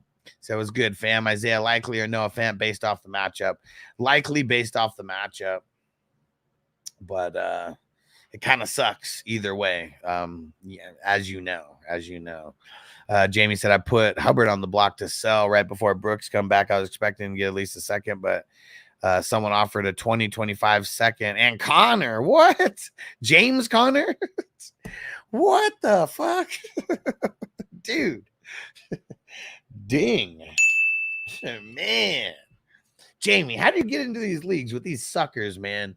Is it because these guys are like from Twitter? Are these the guys with like those cute, like fucking Twitter takes on players? Can't talk, dealing with YouTube trolls and bong rips. Yeah, you damn right. You damn right. And like, man, like, I just feel blessed because of like, these are like the bad parts of like my day and the shit that I deal with. It could be so much fucking worse. It could be so much fucking worse. Okay, Sal said I'm a potential rebuild. Okay, so now, if you're a potential rebuild, really what you want to do is get picks, first and second rounders. Fuck everything else. Unless you're getting like really, really, really good rookies. But the thing is, when you're a rebuild, you need to target people that are going for the gusto. Okay, like that's what it comes down to, because those people, they want to win. They will overpay for people. So if you're going to blow the team up, and, you know, blow the team up could just be like trading a handful of people, you know, a handful of starters for picks. You end up with 6 first rounders, 4, 5 second rounders. You could trade for whoever you want next year. And like, that's really what you got to do. You got to trade for a bunch of picks if you're a potential rebuild. Okay. I know you said potential, so I know there's a little bit of chance. So you're telling me there's a chance? Yeah. I'm okay right now. And so yeah, that's how I would do it. Because I've done it, I've rebuild, and like there's one where I started rebuilding in 2022, and like assuming health, like my team we're doing real good. I'm 3-0 right now, and like these rebuilds, sometimes it takes a year or two, you know, sometimes it takes 2 years to really do it. My team would have been good last year, but I got hit with a handful of injuries and it really hurt me. And then this year I drafted good again, and Now I'm looking like one of the best teams in the league right now. That's the way to do it if you really want to rebuild, because if you rebuild, or if you're rebuilding and you're like not getting picks and you're just getting like running backs and like shit like that are going to be valueless in a year or two, you're kind of not doing it the right way. So that's why it's like you got to come to terms with like, am I really a rebuild? Am I going to blow this up and suck for 2 years? You know, because like you kind of like when you're rebuilding, you kind of have to think of it that way, but you keep making these moves to get trades happening where you get draft picks, first and second rounders, and then you turn those first and second rounders into fucking veteran players that really fucking kill it for you. Like one of the trades that I made in that rebuilding trade, I traded 2 firsts and a second for CD Lamb and Jamison Williams. Now, last year, Jamison Williams wasn't shit, and I was still happy I got CD. Like, I traded, got the number 1 wide receiver, you know, there. Took me, you know, giving 3 top-end picks, you know, for that, but it was fucking worth it. And now, even this year, J-Mo looks like, you know, that might be the piece that helps get me over the hump, you know? So you got to do stuff like that. Flex Frog, which side you taking? Bucky Irving, Jalen Waddle for Jordan Mason? Like this trade is just not good all around to me. Like, I guess Jordan Mason, but like in a couple weeks, the Bucky Irving and Jalen Waddle side could be the side to have. So yeah. Sal said, you ever get trapped in those timeshare presents? Bro, yes. And yeah, and you know what? I got out of it. I got out of it. You know how I got out of it? I didn't fucking pay. I just didn't fucking pay. I had to pay to fucking buy into that shit, and I'm still paying off the credit card that I bought that shit on. And like, I made a couple payments, but then it was just like, you know, I was like, you know what? Fuck this. Like, they're not going to keep me in if I just don't pay. And like, I didn't pay for like a year, and they sent me like a cancellation notice, and then they just got all my money for free. You know, like, I got zero benefit out of it. They fucking got me into it. And it was a shitload of money. And I'm still paying it off to this day, but I'm not going to be paying it off for the rest of my life. I'm not paying it off right now, other than the credit card that I got because of them. Fuckers, that's how they get you. Got because of them. And yeah, man, got sold a dream, bro. Got sold a dream. But yeah, that's the secret. You want to get out of it? Don't fucking pay it. Plain and simple. Don't fucking pay it. Because guess what? You had to pay to get in, and they got you for all that money up front. But it's a scam, man. They're going to try to see if they can get you for life. You know how they don't get you for life? Don't fucking pay. Don't fucking pay. Because they're not going to send it to collections. They don't give a fuck. They don't give a fuck. They're just getting you for whatever money they can. Flappo said flex spot 0.5. Dowdle tonight, or hold out for Akers, Mooney, Quentin Johnston, Waddle. Fuck, man. It's like, it's kind of all bad all around. I'd probably hold out on Akers because the Jags. Well, actually, let me go see. What have the Jags been doing against running backs? Yeah, see, I'd hold out for Akers going up against the Jags. Like, see, if Mixon doesn't practice today, I'm almost positive that Akers would be playing this week. Like, as like that Mixon wouldn't play, you know, then he would be the guy. So Rush Lord said, hey, ask you ever go downtown? Fuck yeah, man, downtown. Like, that was where the $3 craps were at. And so it was cheaper tables at the time. Fucking A. And now it's all the same. Like, that's what's crazy. There's like literally no difference in gambling downtown and gambling on the strip. Like, that's insane to me. Because like when I went, it would be on the strip, $10 tables, $15 tables, $25 tables.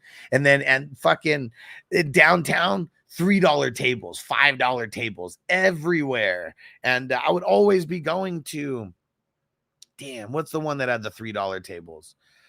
Not the Golden Nugget. I'm spacing. If someone throws a couple casino names in there, but like they had the $3 craps in fucking, I was always there. $3.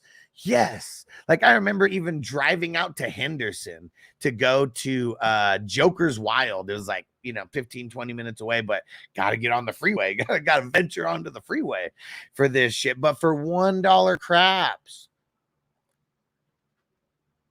$1 craps. It was so fun, man. And it's like, you're almost guaranteed not to lose money. And even if you don't care, like if I lost $20, I would not give a fuck.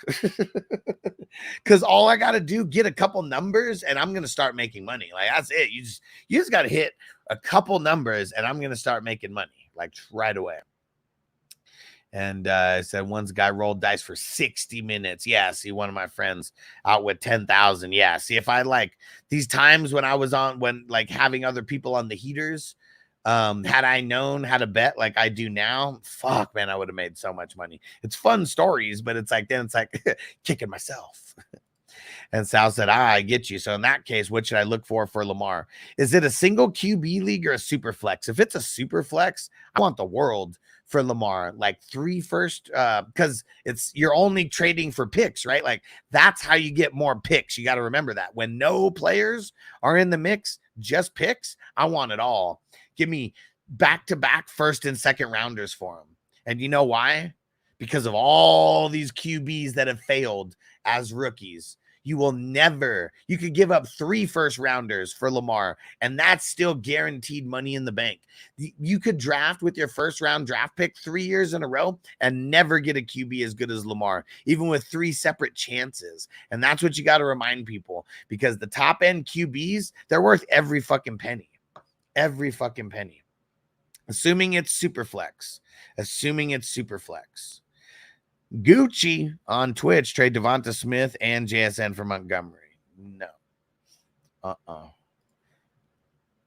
Wes said CD 1 touchdown, Singletary 2 touchdowns. I like it. McDaniels just said he knows who will start at QB against Tennessee, but it's premature to reveal for competitive reasons. Okay. I like it. Tamian, how do you feel about Mike Evans? Not good. And he's injured. Well, he's hurt right now. So Coach C said, Hustler, you heard it here first. I'm picking KC. Man, why are you picking KC? I picked them first 3 days ago. I picked them first on fucking Tuesday. So no, you should have heard it first listening to my shows the last couple days. I picked KC days ago. I beat you to it. So you should pick the Chargers, Coach C, because I beat you to it. And I'm playing them in 2 leagues. And I locked those in as of Tuesday. Gucci said, yeah, B-Rob as my RB and Ayuk and JJ Shakir. Okay. And what was it? What was the question? I mean, that's just too much, man. I mean, that's someone who is that's someone who is trying to take advantage of you because they know you're hurting. Chargers are not my team, bro. What are you smoking? You know they're not my fucking team. No, not the horseshoe. Now it's bugging me. I'm gonna search it up in a second. Sal said, I say no to the 1,000 times and get the free gifts at the end. Yeah, they got me during a time where they got me right when I moved to Vegas. I booked this trip like long before we moved to Vegas. And then we ended up moving to Vegas. And I was like, should we still go? Yeah, they got me, man. They got me. But in the end, you know, I got out way cheaper than some people. Some people are in for life. And Tucker 1J, PJ, and Determination, Flex, Moss, or Jennings. Jennings. No, isn't the horseshoe. CD, Singletary. 2+ reception. That's cool for Singletary. All right. Let's see it, bro. Jamie said, why'd the dude quit 9 leagues? Just seen your post. So we talked about it on the show a little bit earlier. So the guy who quit received multiple trades that he didn't like. He declined the trades. And then the guy kept sending him worse trades. And then he pretty much told the guy to fuck off and started talking a bunch of shit, like in the DMs and all that. To him, to the guys who were having the issue.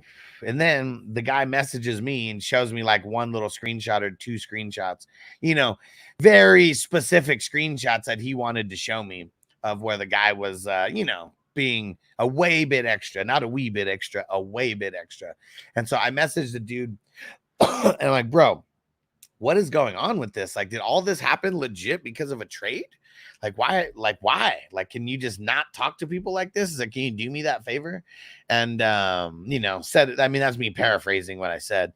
And he's like, man, he was like, fuck that guy. He like sent me all these fucking bullshit ass trades and shit and blowing up my phone. And I'm like, dude, you couldn't just block him or something? He was like, man, fuck your leagues. Like, I'm just going to quit all the leagues. I don't have time for them anymore anyways. And I was like, okay. I was like, that's what you want to do. Go tag me in each league that you're in and say, remove me. And then I'll do it. And he got replaced in 2 seconds. Oh shit, Tamian. He said, should I be in the other chat?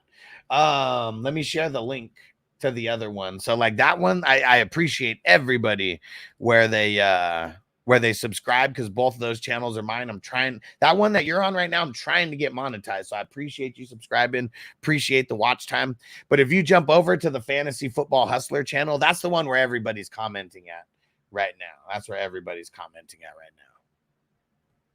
Sal said, I hate fantasy politics, that people get way too serious over something that's supposed to be fun. Big babies. Yeah. Felt like I was a fucking vice principal last night, fucking having to deal with people fucking crying and complaining over shit.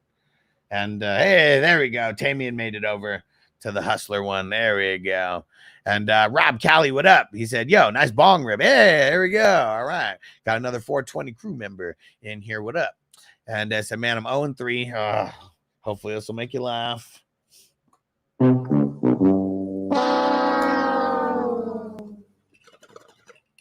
And so which wide receivers are going with? Ayuk, DJ Moore, Amari Cooper, Rashid Shaheed.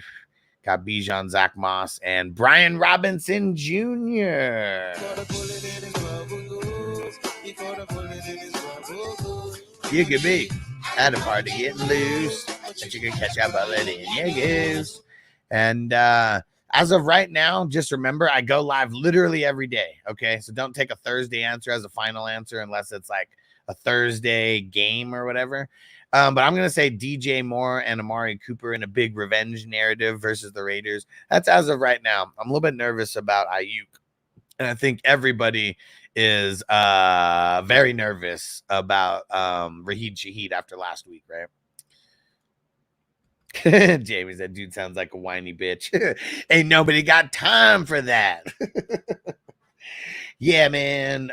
Totally was. And both guys in this situation were to blame for this, because here's the other thing. Like, catch this, Jamie. So after that dude was a bitch to me and then leaves all the leagues, and I go through and I fill all the leagues and everything. Literally, it took me longer taking screenshots of each team than it took me to fill each team. Okay. And then I go back to the dude and I was like, hey man, bro, bro quit all the leagues. He shouldn't be a problem anymore. And I said, hey, can I ask you a question though? How many trade offers did you send that guy? I'm just curious. And then the guy responds to me like a bitch. Doesn't matter how many trade offers I sent him. And you know what? I'm going to quit and I want a refund if the rules aren't followed. That's how the guy responded to me, after I just fixed the issue that this guy created. So, yeah, man. People are fucking stupid, man. They really are. They really are. Oh, you are so dumb. You are really dumb, for real. And he was in the chat earlier. You are so dumb. You are really dumb, for real. Can you know what I think of that guy? He's a pedantic, pontificating, pretentious bastard, a belligerent old fart, a worthless, steaming pile of cow dung, figuratively speaking. I'll always win because I got the dopest sound drops in the game. I'm going to get more, so I can just use the sound drops as talking shit. And Corey said, am I starting Algier or Manuel Wilson over Wandale? Nah. And he said, not sure how much volume these guys get. It's ugly. It's ugly. This one's for Corey's options. So, no, I would take the somewhat predictable volume of Wandale versus the fucking, flukiness that we've seen. And Manuel Wilson, I mean, going up against the Vikings too, tough matchup. And Rob, he said, someone's wanting Ayuk from me. I want to hold. He said they offered Wandale and Deontay Johnson. Yeah, I mean, Deontay Johnson, I'd be wanting to sell him also, getting one good game out of him from Andy Dalton. It looks like it's Deontay Johnson to the moon. I feel like I would want to hold on that because fuck Deontay Johnson. He's a fucking bum, in my opinion. He's a bum. He was a bum then, and he's a bum now. And Waddle, I mean, Waddle might be the good part, like, out of all this, but you still, like you said, you're 0-3. So I don't want to, like, trade for anybody that I feel like is probably gonna, like, be shit, like, over the next couple weeks. But I will say Deontay Johnson is probably gonna do better than Ayuk this week. But it is a tough matchup, like, for him. Yeah, fucking bum. He's a bum. He was a bum then, and he's a bum now. And just wait, because I watched Pulp Fiction last night. And wait for me to get the John Travolta Pulp Fiction. You know what you're going to be, Jules? A fucking bum. Okay? A fucking bum. Coach C said, Hustler, Pats are looking really strong this week if you want them. Bro, you are not going to get me wavering off my Chiefs pick, okay? Not going to get me wavering off my Chiefs pick versus those shitty Chargers. And I hope Justin Herbert doesn't play because then that Chiefs pick is going to be a super 360 slam dunk tomahawk dunk. Let's see. Uh-oh, we got some news coming in. Let's see. Tank Dell. Managing bruised ribs, unlikely to play versus the Jags. Joe Mixon and Dameon Pierce both still sidelined. So Akers looking very, very good in a smash matchup versus the Jags. Let's see. Uh-oh. Let me see. That clown just put someone on the trade block. You guys know who I'm talking about. Let's see. Matt Stafford. Yeah. Trash. Especially this week.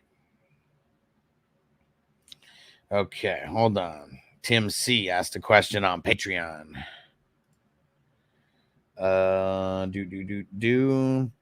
Mixon, Hubbard, Metcalf, DJ Moore, Reed, Metcalf. Mixon missed practice again today.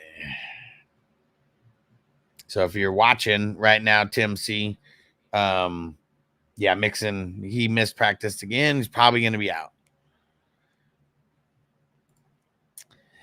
If Huntley plays, Miami Waddle could go off. No. Why? Why would you think that? Because he made the Pro Bowl?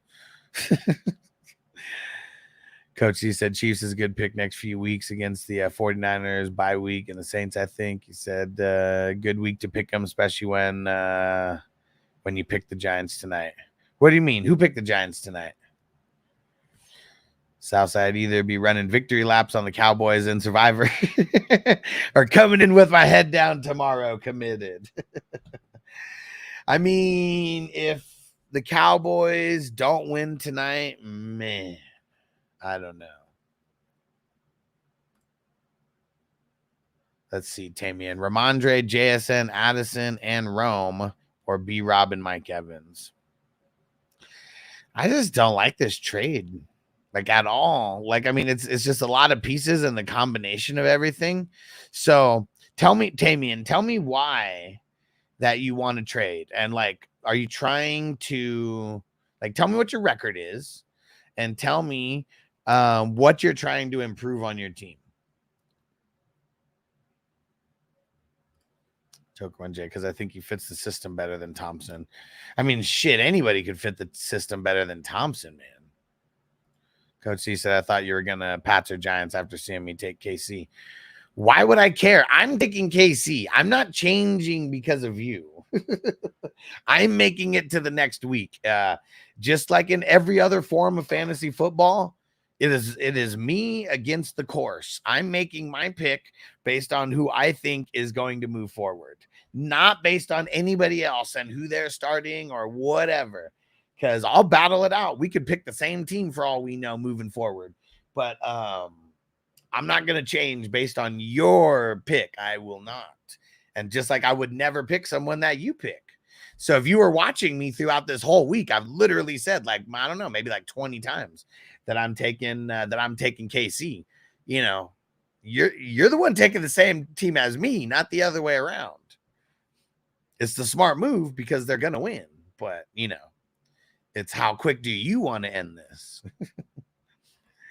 And Toker 1J, because I think and Rob, Giants got blitz. Giants do blitz a lot. Yeah, I mean that's one thing that that's why I said last week to start Kyle Van Noy over there. Fucking killed it versus the Cowboys. But yeah, that's why I didn't want to pick that game. I'm not picking that game for Survivor. Fuck no, man. Divisional game like that, like. South said I'm putting it out there so I can be shamed if I'm wrong. I trust you to tell me I'm an idiot tomorrow. Hey, I think you're gonna win. You know, it's I think you're gonna win. So I hope you're not an idiot tomorrow for picking the Cowboys. I think a lot of people would feel foolish in Survivor because I feel like a lot of people would be picking the Cowboys. Yours says starting either one of Mixon's backup if both backups are available. Pierce is not going to be available, or does both being available make them fantasy irrelevant? Both being available probably would make them a little bit fantasy irrelevant, but Damian Pierce has been fantasy irrelevant since his first year. They kind of like Akers. You know, he gets the touchdown. Got a decent amount of work, you know, for that game. Warstore said, "Oh my God, it's already Thursday. I already picked what amphetamines. I already picked the week to quit amphetamines. Oh man, hold on. Let me see. I know I have some. Why don't you quit that lame job, man? I figured this. Yeah, responsibility is a heavy responsibility, man. This is the 5th time I've been late this week. It's only Tuesday, man."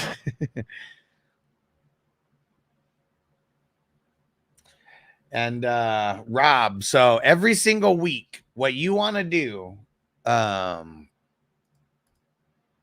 much weed you want for that old man? Which old man?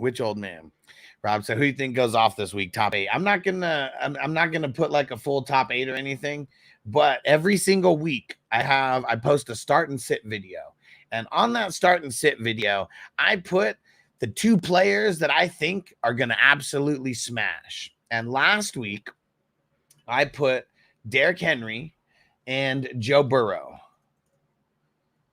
Let's go see how Derrick Henry and Joe Burrow finished last week before I tell you who I put on. I mean, if you guys go look, you can see who I put on there this week. But I just want to go. I mean, we know Derrick Henry and fucking Joe Burrow both hit this week, but let's see how good they hit compared to everybody.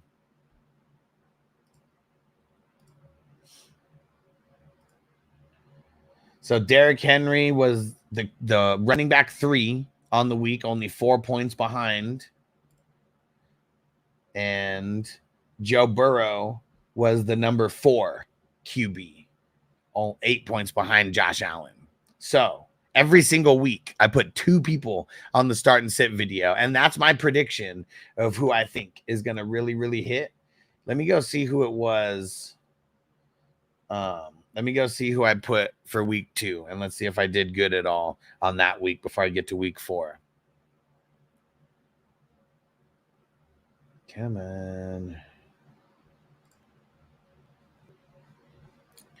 All right, for week 2, I put Cooper Kupp and Saquon. Ooh, that might not have been a good one. Let's go see how they did in week 2, because Cooper Kupp got hurt in week 2. I swear he was killing it before he got hurt. Nah, bad for Kupp. Yeah. Let's see how Saquon did that week.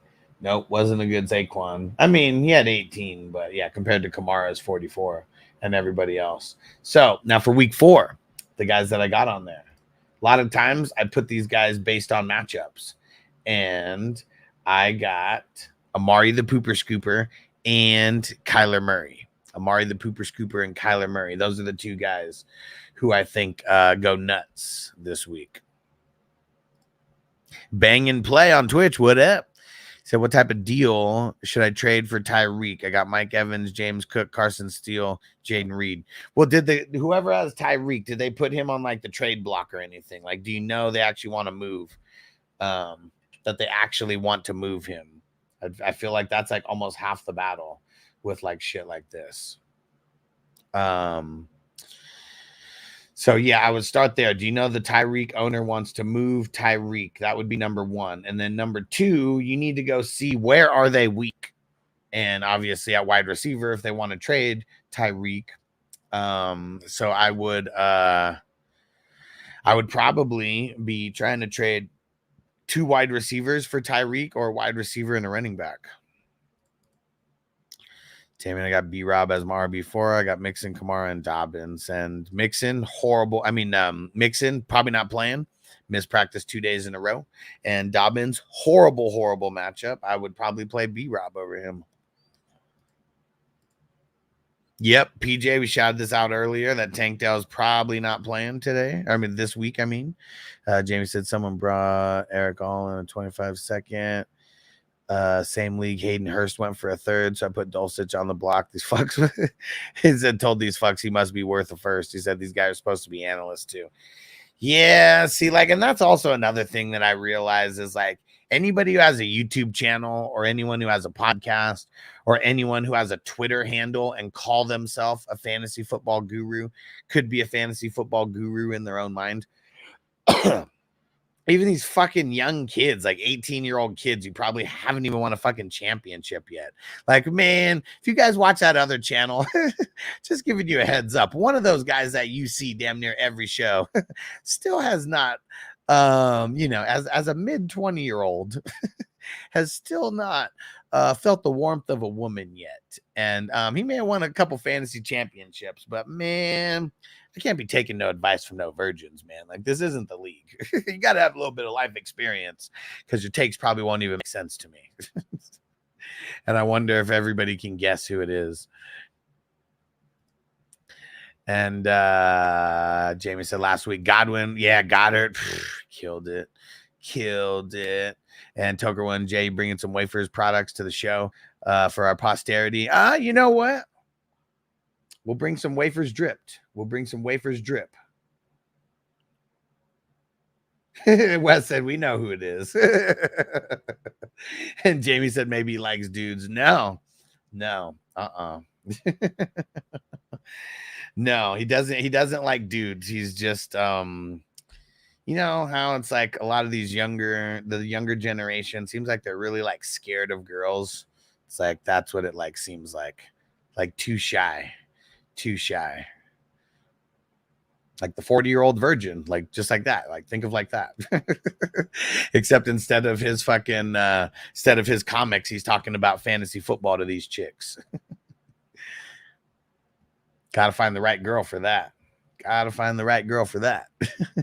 And yeah, you know what? After this, Jay, I'm gonna do a dab of some drip with some wafers diamonds, because diamonds aren't just a woman's best friend when we're talking about the dabs. Those last 2 texts were to add context to the original trade. Okay. And I still don't, I still feel like I want to rework that though. I want to rework it. Crispy said not playing because of bruised ribs. What a bum. He's a bum. He was a bum then, and he's a bum now. I mean, it's, ribs are one thing that you can't heal quicker. And like, if someone knows that you have bruised ribs, they are going to smash those ribs every chance that they get. Smash it every chance that they get.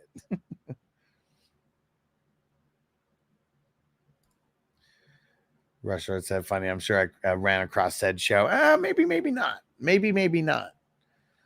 because you're kind of new to this show, right? Like, I mean, if you've been around for more than a year, you probably have a really good idea of who I'm talking about. Probably know who I'm talking about. He's 150 pounds. Very, very feminine. And seeing like all these, like a couple of them wanted to get petty. So now it like makes me want to get petty at certain times also. That's really, it's really what it comes down to. And Perry said just got offered Aaron Jones, Puka. Oh, Tank Dell, 150 pounds. Yeah, get smashed. Get smashed. Aaron Jones, Puka, Garrett Wilson, either Chase or Amon Ra. For either Chase or Amon Ra. 8-man league. I kind of want to go for depth, but I don't know what up, brother. So tell me this first, because 8-man trades, 8-man trades, you know, it kind of just depends on how good or bad your team is amongst that league. So like, that's why. So like, tell me what your record is. Give me your points against. If you don't have a good record, is everybody killing you in the points? Oh, kind of no, I'll leave it at that. Oh, yeah. I said, I've been watching a show in and out. Okay, for 3 years. There we go. Said Bogey was just too out there, though. So, yeah, see, and, you know, that's why I'm going back to doing solo. Just feel like, you know, this is a good time to play this song. How about that? Okay, so here's what I think about the trade, Perry. Now that you're giving me a little bit of context, like I see why you want to make this trade. Here's the kind of trade that you need to make. All right, you ready? Get your notepad out. Get ready. Okay. Especially in the 8-man league, you need to overpay for every single player that you're trading for. It's an 8-man league. Everybody is stacked. Everybody is beyond stacked. The only time people really trade is when they're hella nervous. If they're 0-3, 1-2, you know, shit like that. And they're just like really hating life because their one team isn't doing good. So what you got to do is you have to package up 3 to 4 players and go after one of those person's best players. 4 players. You should easily, like, don't use your top players. Okay. You're doing 4 players because you're going to give them flex and bench options, but the teams has to be that bad to where like those people that you're giving them are like potential starters or even starters for that team, or else why would somebody trade? So that's what you want to do. And you want to make, those are the only type of trades you should be making in 8-man leagues, unless you are the team that is struggling and sucking. And then sometimes you might have to make a trade like that.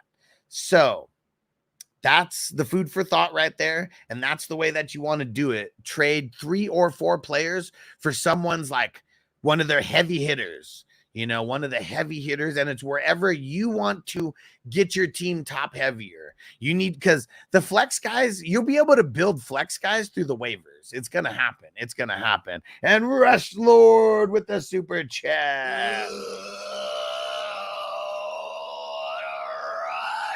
You the man, Rush Lord. And we're getting a dab right now. And check this out. There, you know what? It's a little easier. Check out these. Oh, dang it. It's so like caked up that it's like even hard to see and because of the lights. Hold on. Let's see. Let's try it like this. Look at that. Look at that goodness right there. Yeah, this camera's better. The main camera it lets me do on 1080. I need to get a 4K camera. That's like one of the next that's one of my next big purchases that I want to get is the 4K camera. And you the man, Rush Lord. How about double up on that Rush?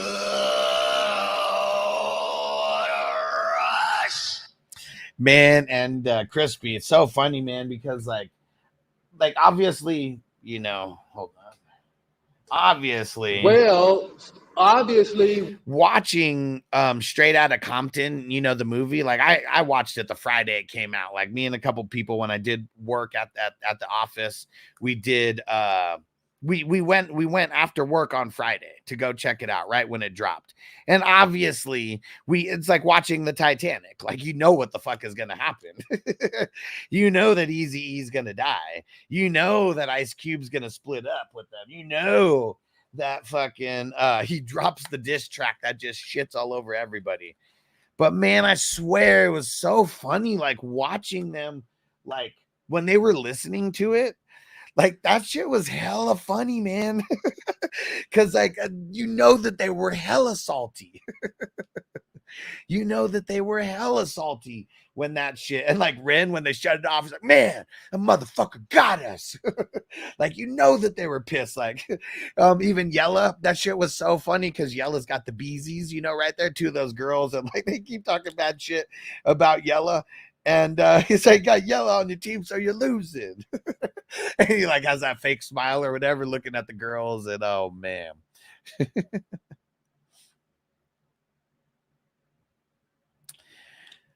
So funny, man. Let's get this dab going. And let me see. And Perry, I know you deleted this, but I'll still answer. Should I be packaging up those players I sent to improve starting spots other than trading my studs? Yeah, you should.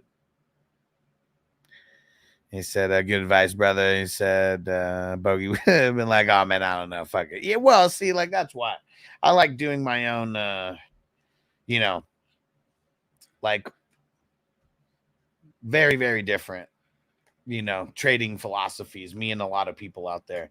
It's all about making calculated trades. It's not about just making random trades for random trades. Because sometimes when you make those random trades, you put yourself in a hole with a bad trade, and then it's like you have to keep trading your way to like fucking get out of it. It sucks. Sal said, haven't been sub 200 since like 7th grade. What are we talking about? What are we talking about? KJ, if Alvin Kamara is out. Man, I said this earlier. Let's chill with the Alvin Kamara being out, bro. Just because he missed Wednesday practice. I don't think he's going to be out. And no, Taysom Hill's not going to be a good start if he's out. Oh, bro, what am I dabbing out of right now? Only the best fucking piece known to man, fucking Dr. Dabber. This is the switch. You can vape weed out of it, flower, weed, you know, you can vape flower out of it, or you could do the dabs like I'm doing. So I've never done flower like out of this one. And I bought the attachment. There's $100 attachment, like a little insert. Man, it's worth it. It's worth it. And there's multiple pieces that you can get. I'm going to share my link here. Use my link so you can get, I believe it's either 10 or 15% off that you get for using my link with Dr. Dabber.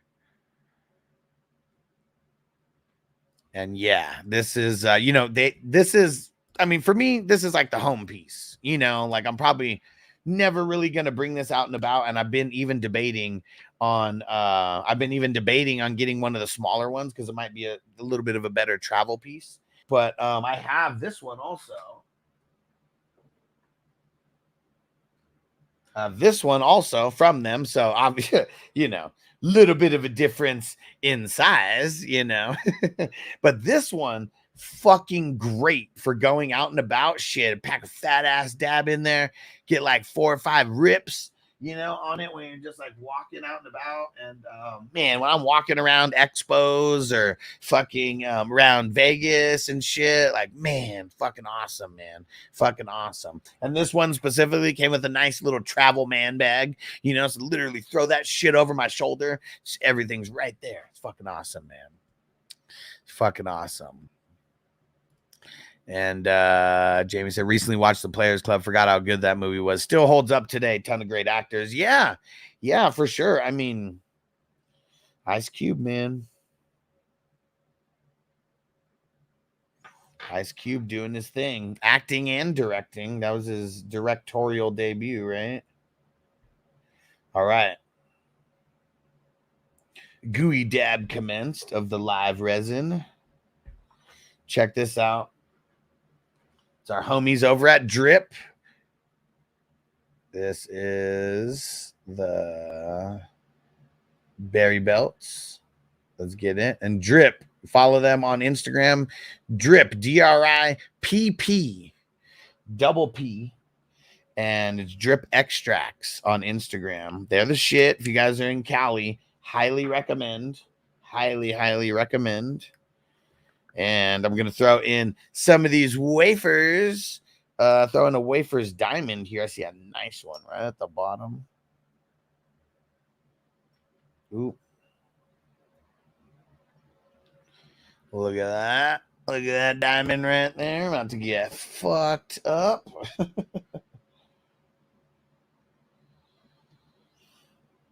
There we go. Woo! Let's go. This is about to be a good one. About to be a good one. Elias, you ever tried gravity bongs before? Yeah. The reason why I don't like most gravity bongs is because of the dirty milk. When it turns into dirty milk, that shit's gross. But have you seen those pieces where it keeps refiltering the smoke, where it's like you flip it, it's like got two like bubble things, and like it literally just like flips like that, and it keeps like refiltering the smoke and shit. Parasite's got a cheap silicone one, had it for 2 years, need to upgrade. Bro, Dr. Dabbers, man. Dr. Dabbers. Fuck Puffco. Fuck Puffco. I'm on Dr. Dabbers' side. Dr. Dabbers always showed me love. Puffco, like, I'm not big enough for them yet, you know? So, like, when they come at me later and they're like, hey, you want some free shit? Like, yeah, I want some free shit, but I ain't talking about it unless you pay me, motherfucker. Remember when you didn't want to give me free shit when I was not a superstar yet? Yeah, Dr. Dabber's been fucking with me before I had millions of followers. Because both of these pieces Dr. Dabber gifted to me. And so they're the shit, man. They're the shit. Crispy said that rush drop sounds like a bad case of constipation.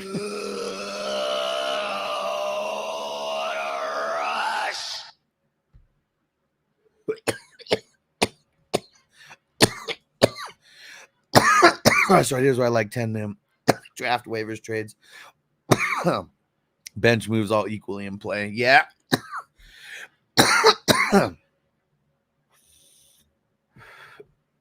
Sal said just strolling around with the rig, but look at this thing. It just looks like a vaporizer, though, right? There's fucking vaporizers that are bigger than this.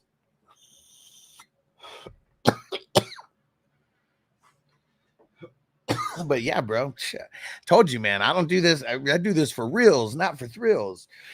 Oh, man. I gotta clean that. Hell yeah, yabba dabba do. You damn right. You damn right. Whew.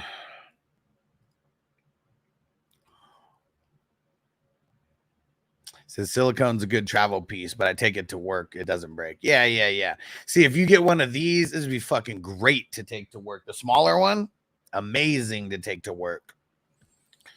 Dabs are cheaper than weed for me right now. Only on dabs for years now. Yeah, I mean, that's what's crazy is like, because you could get medium quality dabs and get it hella cheap compared to like, and I don't know, like I don't like medium quality weed, you know?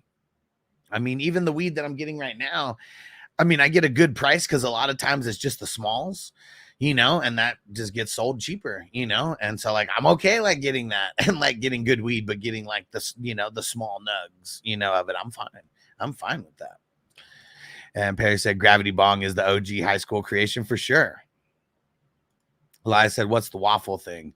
No, wafers. You're in one of the wafers leagues, right? It's the brand wafers, the cannabis brand in SoCal, the one that we're doing the big ass tournament with. Hey, Marco from the future. What up? Abraham and our Drip's your fave. Well, so here's the thing. Like, I've tried so many different fucking brands. Now, Drip, first off, it's someone who's been supporting the show for years before I even knew what he did. Then when he reveals to me what he did, what he does and the businesses that he's involved with in the cannabis companies and the and the fucking dab companies. I'm like, bro, I was like, man, can I try some? I would love it. And now every time, you know, that I go to LA, which I went to, he hires me to go be their auctioneer in their fucking in their yearly auction draft. This is the third year in a row that I've done it. Pays me, flies me out there, sets me up somewhere, you know, to sleep, and fucking man, and then always gifts me a whole bunch of shit, man. Like, he gifted me a handful of grams of dabs.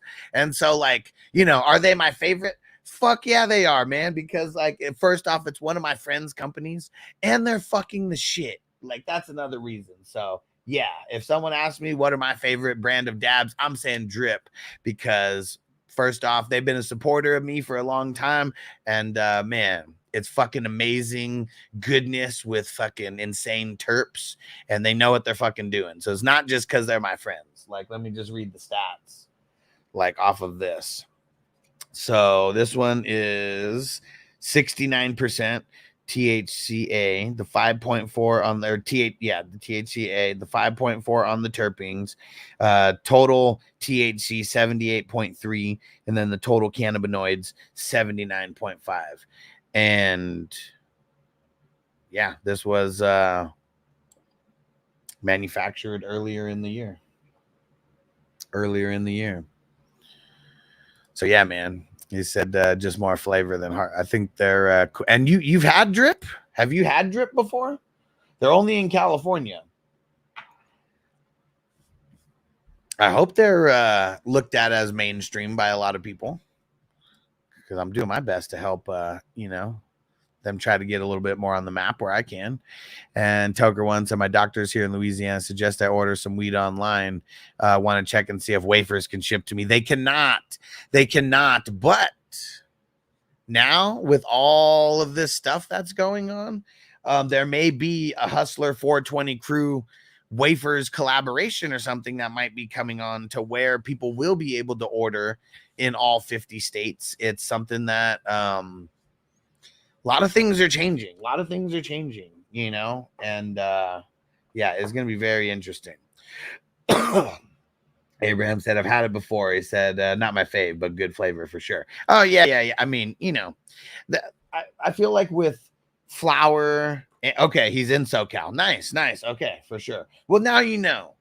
If you ever see Drip, if you ever see wafers with a Z, just know that, like, those are good people.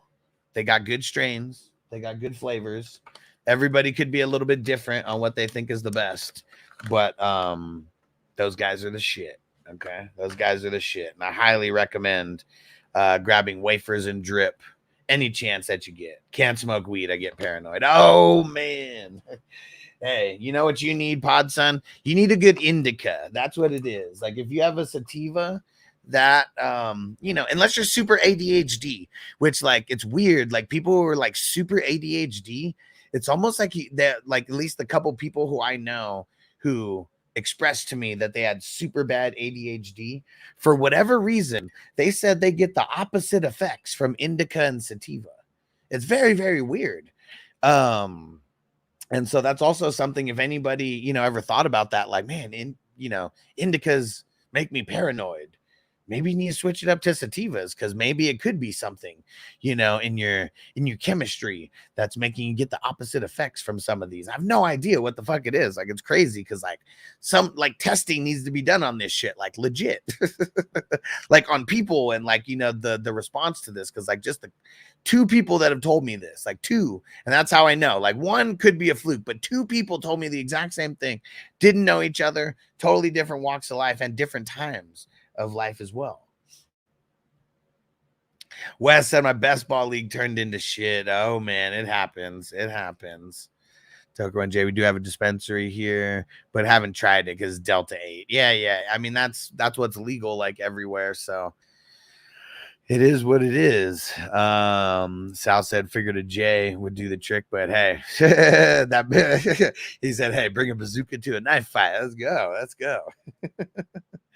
And Lipsy said, I got Bowers and Kincaid. Should I try trading one of them or keep both? I would try to trade Kincaid if you can. Yeah, hell yeah, Abraham. So I met, it's Bees Barbarians. You'll see him in the chat. Bees Barbarians, like he's always in the chat. And during COVID, we found each other during COVID, and he got into a dynasty league. And we, he's one of the people who like, we became more than just like random league mates. Like, like we have each other's cell phone numbers. Like we're friends, at this point, like for sure. Been that way for years. And yeah, man. And I like for the first couple years, I didn't even know what the fuck he did. And it's crazy to me, like crazy to me. And so like until because like, real ones don't brag about shit they don't need to brag about, and like he never had a reason to like brag about having multiple companies or anything like that. And so yeah, it's crazy, man. It's fucking crazy. And it's crazy. The people that I've met from doing this, insane, man. Insane. I fucking love it. And that's why I'm always going to be true to the weed, man, because like it doesn't affect my performance. It really doesn't. It's a performance enhancer, if nothing else. Stranger said, I love a 5-tool player when it comes to weed. You damn right. But he said, but if I'm going to give up tools, they said it's looks first and the size second to go. Okay. Yeah, because I mean, I've had like, remember when cookies first came around in like, I mean, for me in SoCal, cookies first came around 2012. And I think maybe it was a little bit earlier, maybe a year before or something, where it was like really, getting big in the Bay Area or whatever. And I just remember the first time I saw it, it looked ugly as fuck. I was so pissed. I was like, bro, we just paid $400 for this shit. I was like, it's like fucking, there's brown on it. There's some purple on it. But like, what the fuck is this, man? I was just talking mad shit like the whole time. And then I fucking, like, as I'm crushing up the weed, like, man, this shit's not even like super fluffy or like, and I don't really like fluffy weed, but I was like, man, this shit's like real dense and shit. Like, man, some bullshit. And I'm like breaking it up, put it in the bong. And then I smoke it. And I'm like, oh, whoo. I was like, I retract every statement that I just made right now. I retract every statement that I just made. Oh man. And yeah, it was $400 for an ounce. That's like literally like that was the first and probably only time that I've paid $400 an ounce, because I've never got it from a dispensary. And I was the 420 hustler, man. Like, we're not like $400 ounces. Like, that ain't making me no money. It ain't making me no money. That one was to smoke and to try, because the hype had hit SoCal about it. We've only heard about this shit. Only had heard about that shit at that time. And Rush Lord. 69, dudes. True story, ADHD here. Indicas and sativas have different effects on me. I'm just saying, man, it's crazy. It's crazy. And South, you have the gas, no tolerance, can be intense. Yeah, almost similar to tripping. Yeah. For sure. Because like this ain't your daddy's weed, this ain't your grandpa's weed that they've been smoking on. Like, man, this is some heavy hitter shit, man. Remember Cheech? Hey, is it gonna blow me away, man? Is it heavy duty, man?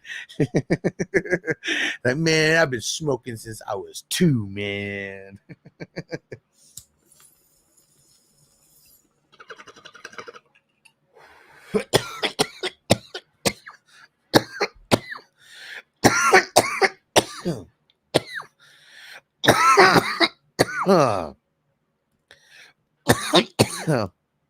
Jamie said, would you give up Wix for a 2026 second? I mean, probably. You got to wait so fucking long for it, but yeah, at least it's a second.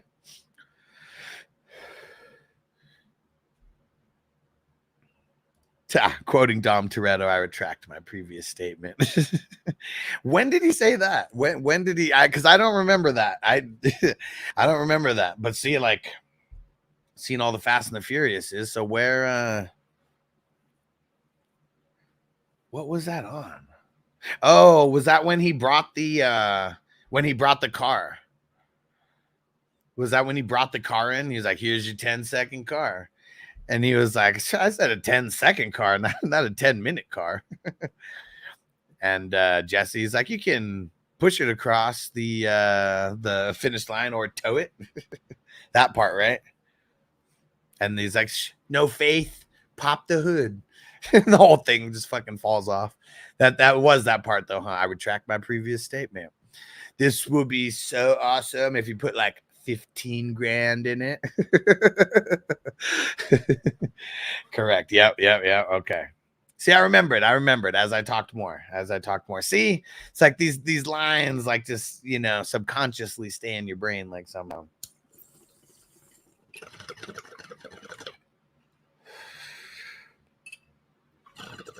I can think of all that shit, but I couldn't think of fucking Mike Davis yesterday. Man, his brain got just removed from my brain. His name, Podson 2026. We might be living on Mars by then.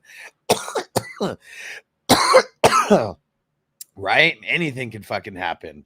Man, you know what? Need to get the X-Files theme song. I think that would be like really cool to just like randomly have on the soundboard at any time.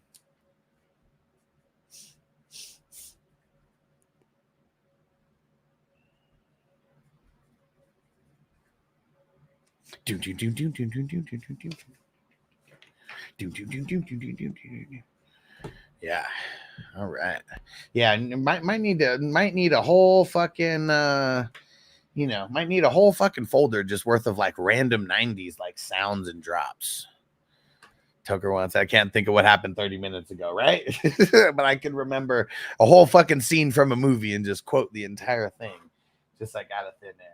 Like, you know what's another thing that I can like Eminem songs? Man, I've listened to those songs like so many times, like off the first like 3 albums in D12, that like, man, if I hear the beat and the song comes on, like I can literally just the whole song, it'll just come out. It's crazy, man, just how our memories work and how certain things just like trigger shit. It's crazy, man. It's all psychological.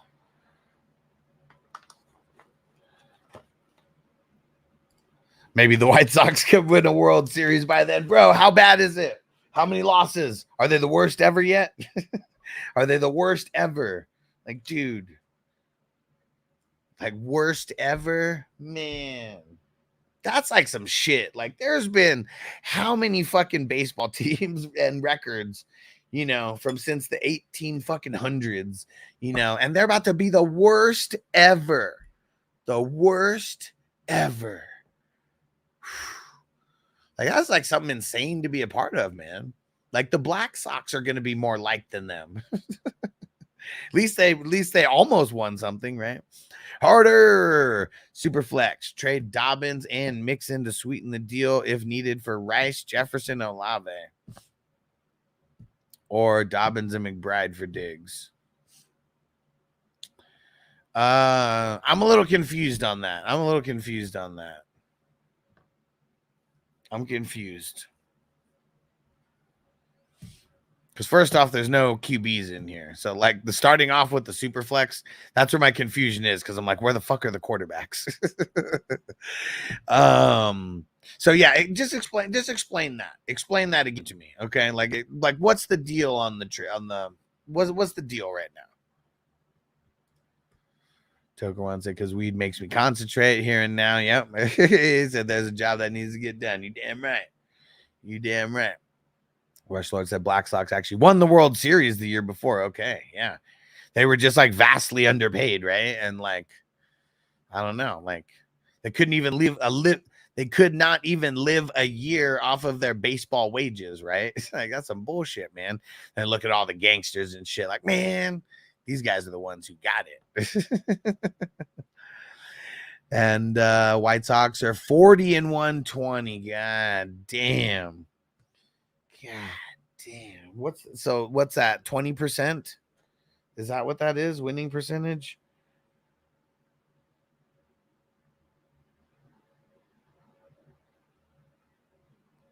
Wait, that's 33%.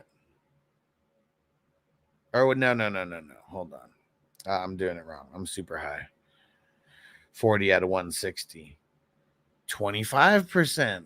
25%. No. It's 25% because you got to do 40 divided by 160. So that's what I did first. I did 40 divided by 120, but that was wrong. So they're not the worst. No, that's not the worst. Because I was looking, some of the worst was like 21 and 22%. So I think they won a couple games late to not be the worst ever. Right? Marco, you were tracking this longer than anybody. Tell me if that's the case. We could go look at it, but we looked at some of the worst winning. Marco said, when did they win 40 games? Dude, they must have been on a tear like recently. They won a couple games. I think they beat the fucking Angels in 2 out of 3.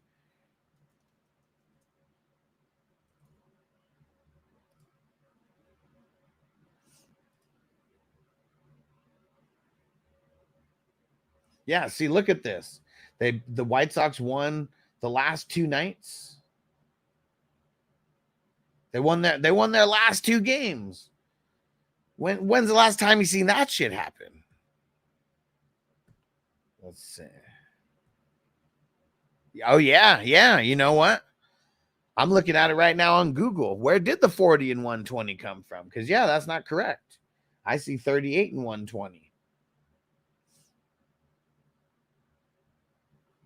3 days ago, they had the worst percentage of all time, but then they won 2 games in a row. They won 2 games in a row because now they're at 24.1%.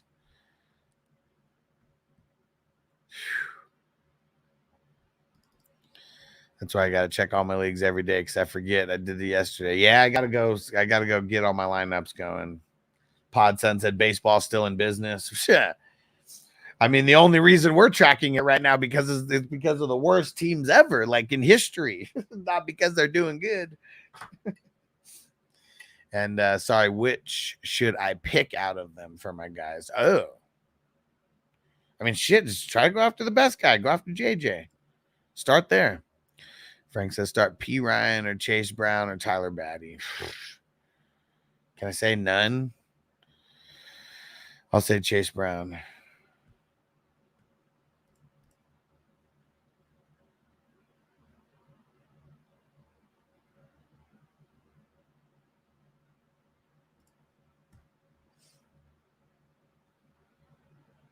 Oh, I read the wrong team. 40 and 120 was the 62 Mets. Yeah.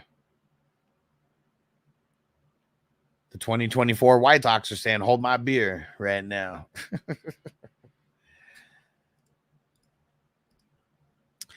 So and there's going to be 2 more games, right? I mean, that's 160 games. Now they got 162 games.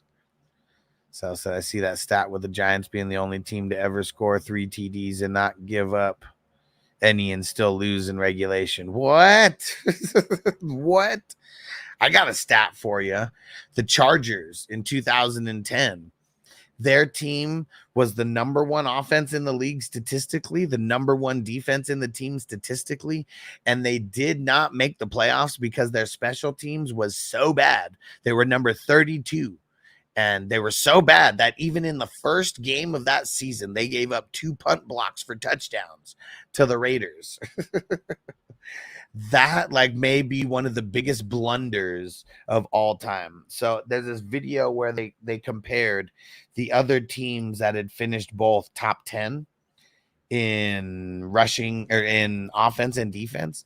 Every single time they made it at least top 4. It was either the conference championship, the conference championship or Super Bowl. And it was either they lost in the conference championships, they lost in the Super Bowl, or they won the Super Bowl. Those were the only 3 outcomes that happened with teams that had an offense and a defense both in the top 5 in history until the Chargers said, hold my beer.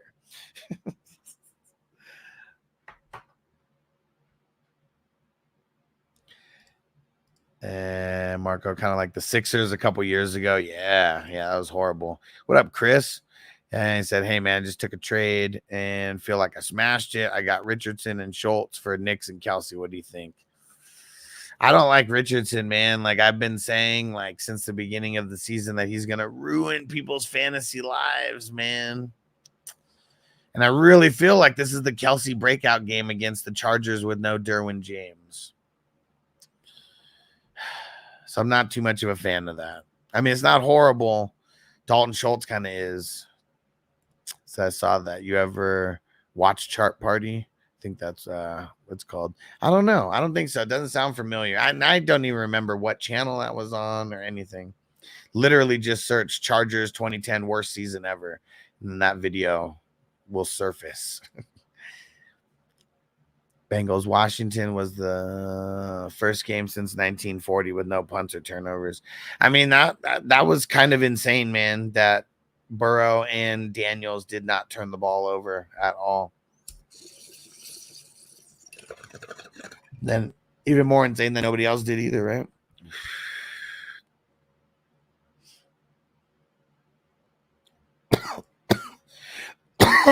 JAC. Should I trade Chuba, Singletary, Ford Pickens?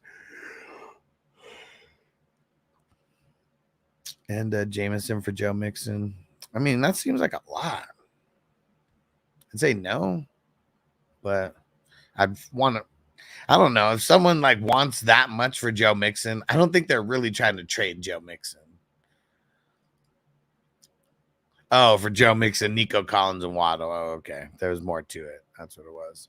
I mean, you're winning on players, you're losing on players. You know, I mean, I like the Joe Mixon, Nico side like better. Yeah, so I mean, I'd probably do that. But a lot of moving pieces there. Almost like he said, I got offered it, so I don't know. Okay. Well, question for you, JAC. Like, I know the offer just fell in your lap. Perfect. So now we know you didn't send it. Do you need to trade? Like, what's your record? Like, do you think your team needs to improve? And if you think your team needs to improve, is there a specific position that you would say that you think your team needs to improve? Let's start there. Let's get all, fantasy psychologist on you right here, because that's the only way that you really make good trades. It comes down to the psychology of the trade. I'm down to 2 starting QBs in Superflex, Williams and Nix. Am I screwed? You're not screwed.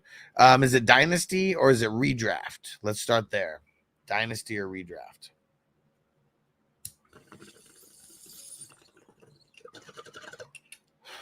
And I've been rocking for 3 hours. Even more insane how every drive was a score or a kneel down. Except for the missed field goals. Kind of some bullshit, right? And Wes said, no, I'm not going all the way to game time. We're getting ready to shut it down. But yeah, we've been rocking, man. I mean, see when the comments are flowing like this and when there's a shitload of people on.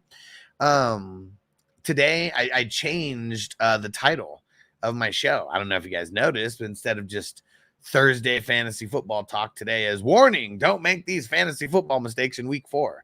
And YouTube liked that title like a billion times more than that. So I think I'm going to just be, kind of trying to do titles like that versus everything else kind of that's going on. Like giving the exact same title, like people know what it is. We got the elevated sports talk on the thumbnail, which I'm proud of, by the way. We're getting all the graphics and everything going better. Oh, and you know what? Before I forget, because I've been going this whole time here and always talking about other people and promoting other people and stuff. I need to start promoting myself as well. And I'm going to promote 420crewmerch.com right now. And check this out, guys. Hold on. Let's see. Check this out, peeps. We got a whole bunch of new designs at the 420 Crew merch site. Let me zoom in here so you guys can see. All $20. Check this out. Sal said, Pepsi on me. Well done. You the man. You the man, Sal. So check these out. Let me know what you guys think of these designs. So look at the title and see 420 Crew Nug Smoke. If you like that shirt, just put that in. Put Nug Smoke in there. See this next one here? I mean, there's nothing on the back, it's just the front of the shirt. Double Fistin'. Let me know if you like the double Fistin' design. $20, $19.99. We got the 420 Crew Skull. Remind you of anybody? What? I said, does it remind you of anybody? What? Does it look like someone familiar? What?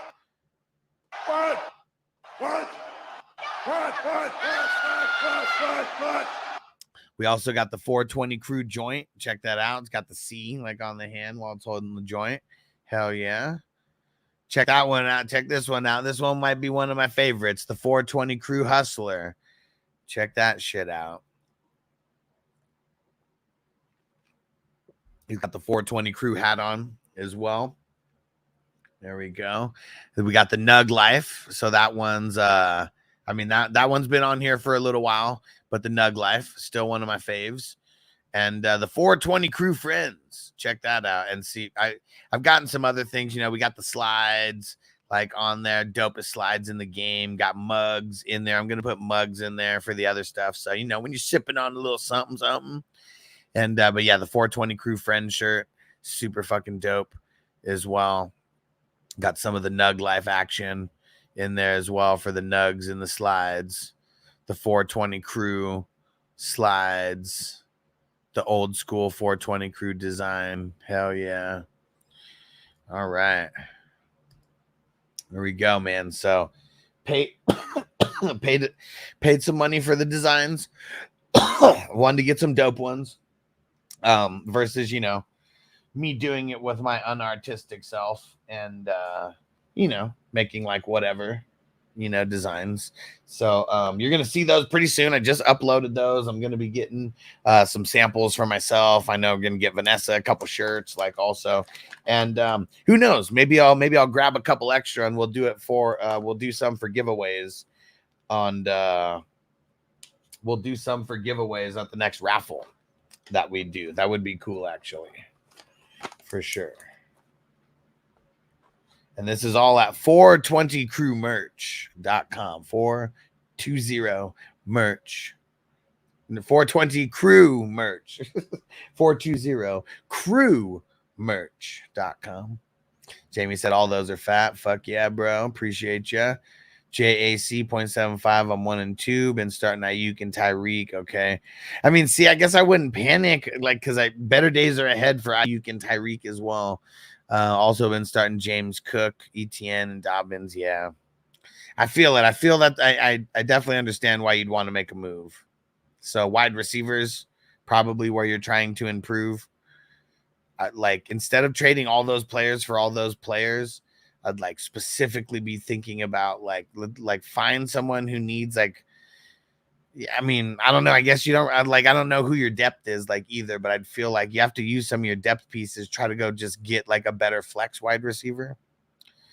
Papa J, do I try to trade a Richard now in Dynasty? See what I can get or wait. I mean, it's almost like now is kind of like one of the worst times to trade him, you know?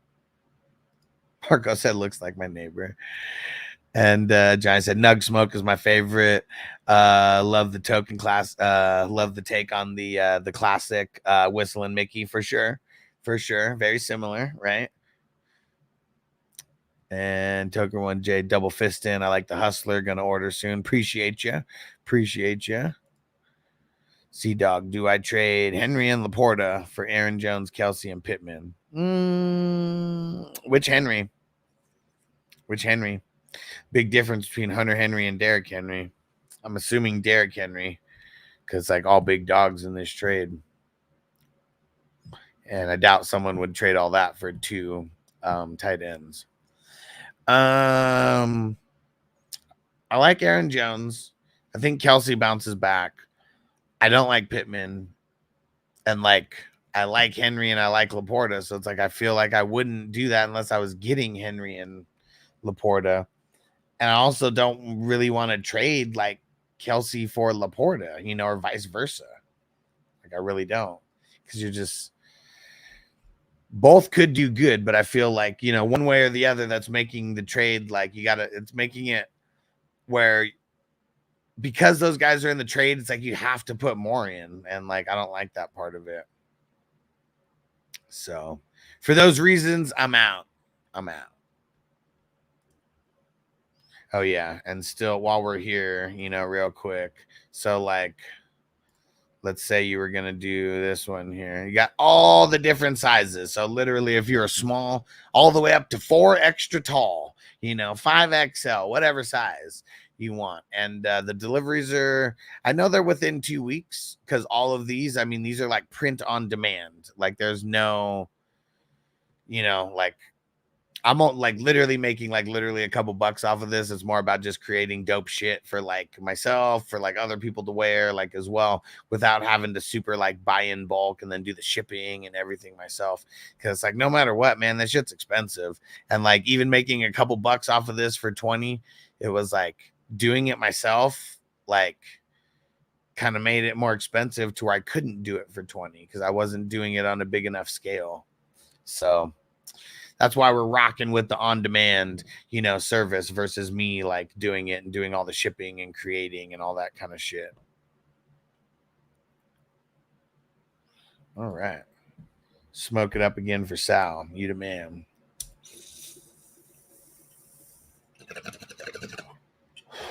Do you guys remember Back to the Future 1 when he goes back to 1955?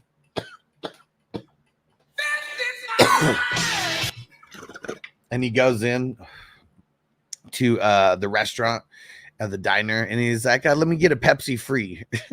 And like Pepsi free was like the caffeine free or whatever. They called it Pepsi free. And the guy got so offended. He's like, hey, you want a Pepsi, pal? You're going to pay for it. So funny, man. Like, because, yeah, Pepsi free in 1955. No fucking idea what Pepsi free is. Yeah, because he wasn't saying, can I get a Pepsi, comma, free? He was saying, can I get a Pepsi free? That's what it was. Like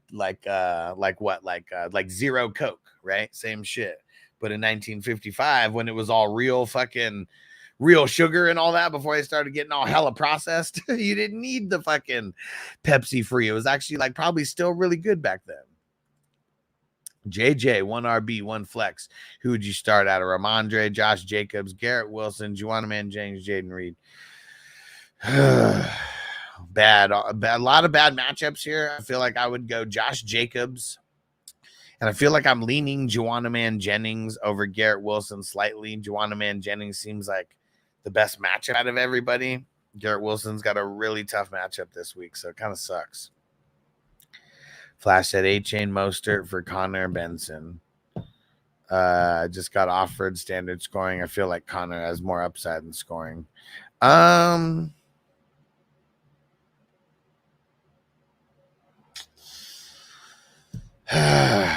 mean, it's like I really don't want the backups. And that's what's like weird about this whole situation. It's like you're trading for the backfield. And I feel like when it's like assuming health, I feel like A-Chain's going to have more when it's all said and done. Rushstar said I just saw some clips from Back to the Future on YouTube. Just because I brought it up, man, that's crazy, man. It's like, they're listening. Big Brother's listening. We can't talk about it because they're listening. These fuckers.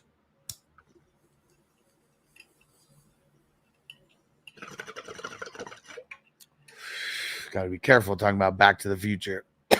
Gotta start getting that popping up in the For You feed. JJ said Devonta Smith is out. I'm kind of toast. She's probably going to be out, dude. It sucks, man. It fucking sucks. Giant said those movies are so good. Dude, they hold up. Dude, you want to hear something cool? Back to the Future has a musical now, and it was on Broadway like last year or a couple years ago or some shit, and now they're doing some kind of fucking tour, and me and Noble are going to the fucking Back to the Future musical at the end of October.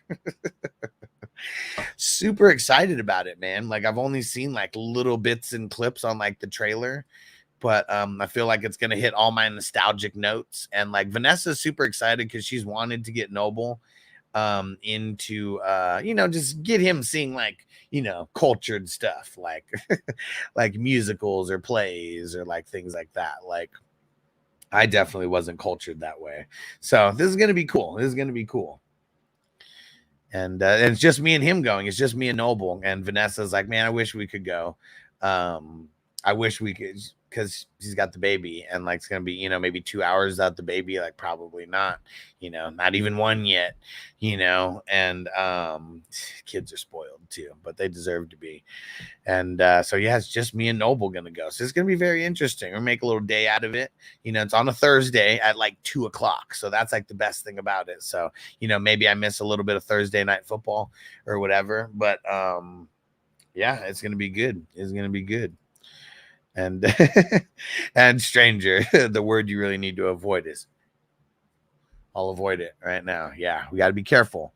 We got to be careful. I mean, if there's one thing that we learned in Terminator 1 and 2 and 3 and 4 and 5 and 6, it's that we must avoid them. We must avoid them. Giant says, Tice, I'm gonna have to see if that's coming to Denver. Yeah, because it's here just in Vegas for like a month. So I swear it's like, like first thing comes to mind, it's like a traveling circus, but they're going to prestigious, like playhouses or whatever, the hell they're called.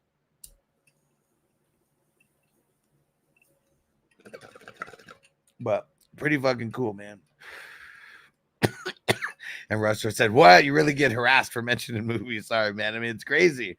That's now YouTube's bombarding you with Back to the Future clips. I mean, there's all type. Like, I really, really want to get involved with someone who does movie content where I could just come on and provide, this part of like what I do without having to do everything else, because it's so fun to do that stuff. But I've realized that I just need to go extra hard with this fantasy, and like, just everything else needs to take a back seat. Like I'm trying to, we're trying to blow up this business, and it's like those other things are kind of just like a distraction for me, If there was a bigger team, it'd be a little bit easier. One day. Marco said, tell me, future boy, who was the president of the United States in the year 1985? Ronald Reagan. Ronald Reagan, the actor? Who's vice president? Jerry Lewis? Oh man, that shit's so funny.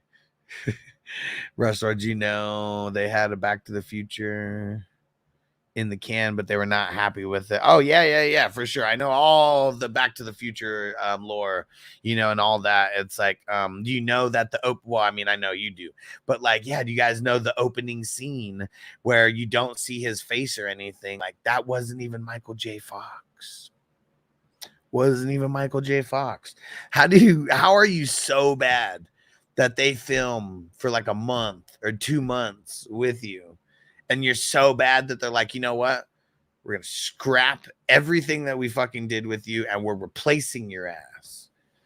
And man, Michael J. Fox, crazy, man. They said he was going and doing, what was that, Family Ties or whatever? I can't remember what the fuck that show was called.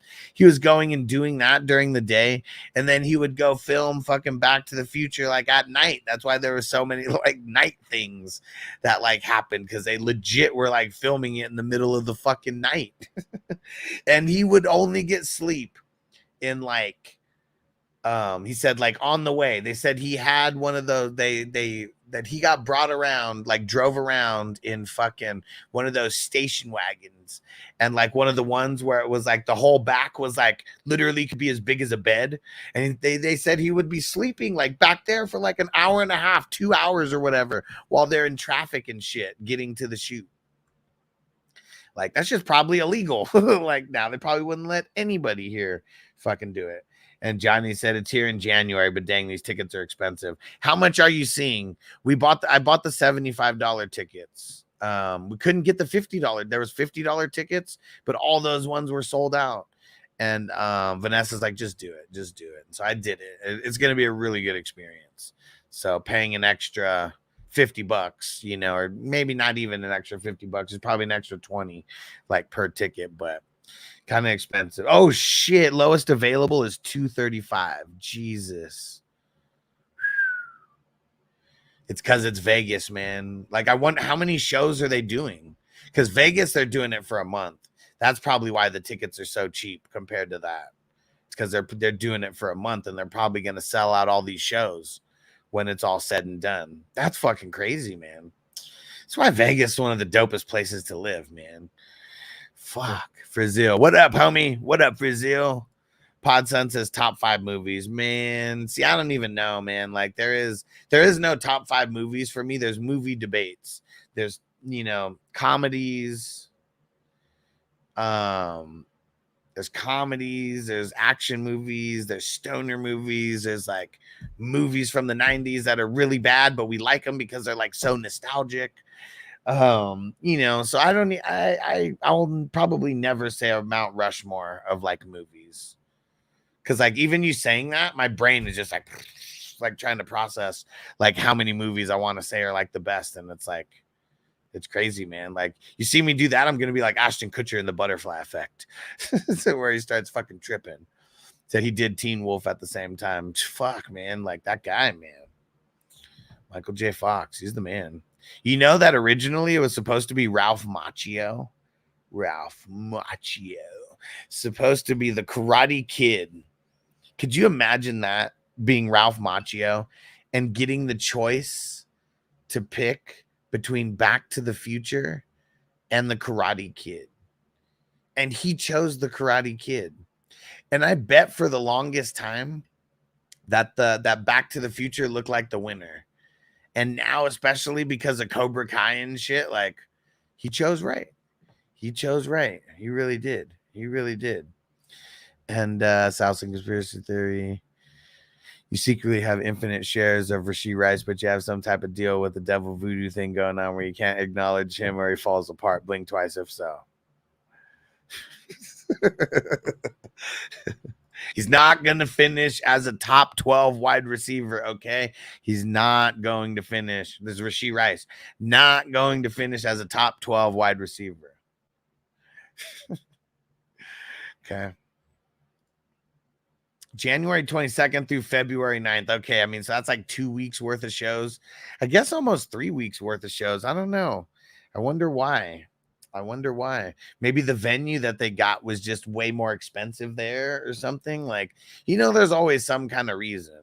Because like Vegas is a place where you can overcharge the fuck out of people and people don't care.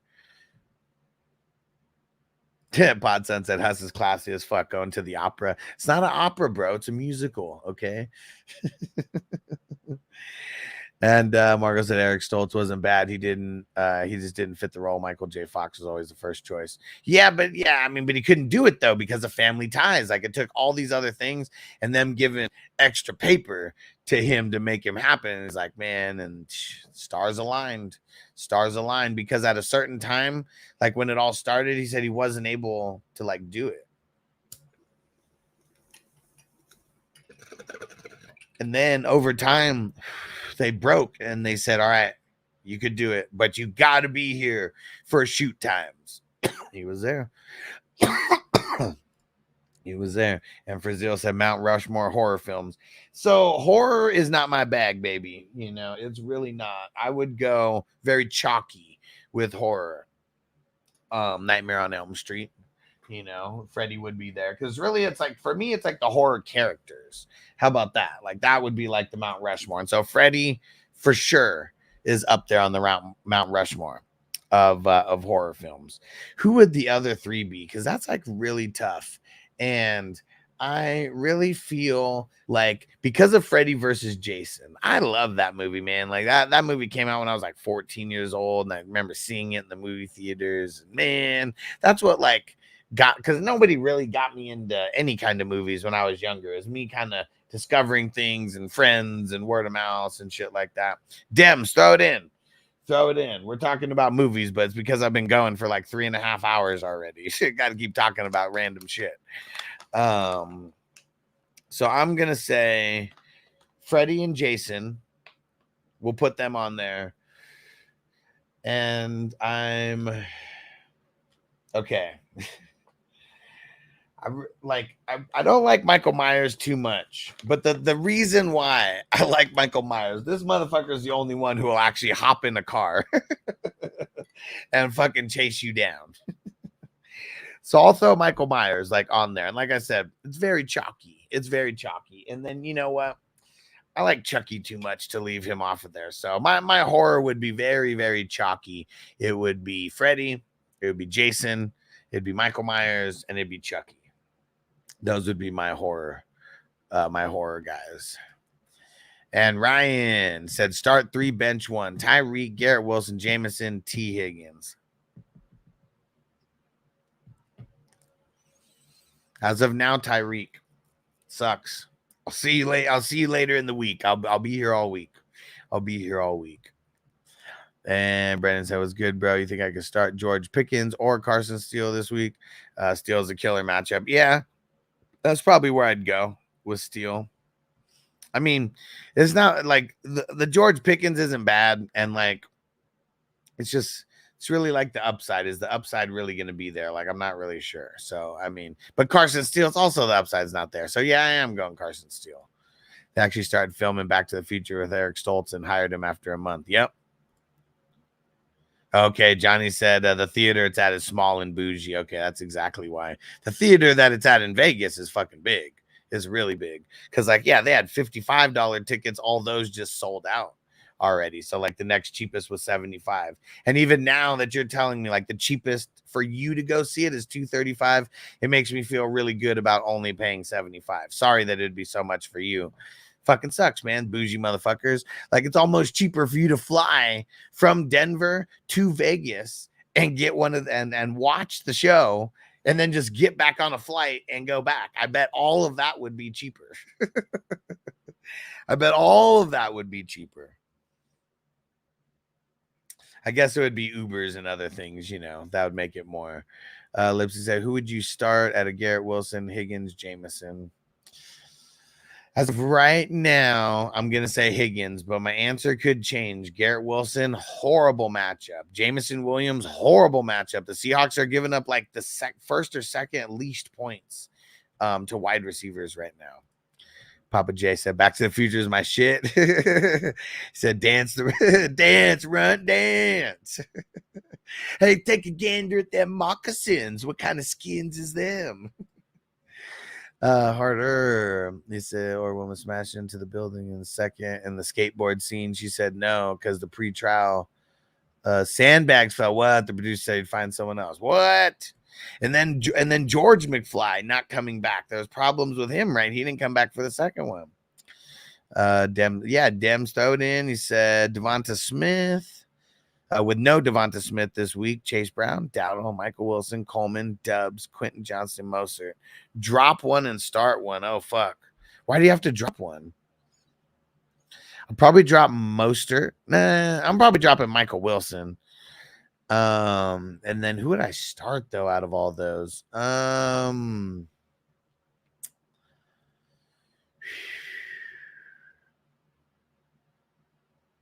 Leaning Dubs. Things may change though throughout the week because like I really don't want Quentin Johnston right now because I don't even know what's going to be the deal with Herbert or even if Herbert's going to play like this week. Brazil said Pennywise for sure started the scary clown meta. Dude, I fucking hate clowns, man. Not messing with any clown movies. Ugh, give me the creeps. except Captain Spaulding. That's the only clown that I can kind of get away with. And but I really like that actor though as well. He's also in Jackie Brown.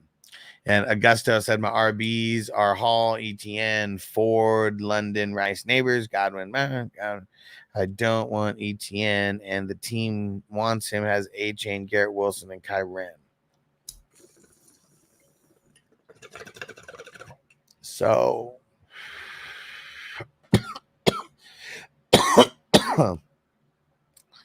yeah, I mean, if you don't want ETN, the thing that's kind of tough is you need to improve your running backs.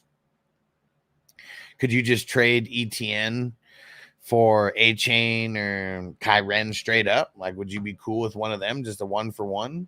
Like, I feel like that might be a very easy trade if the guy likes ETN.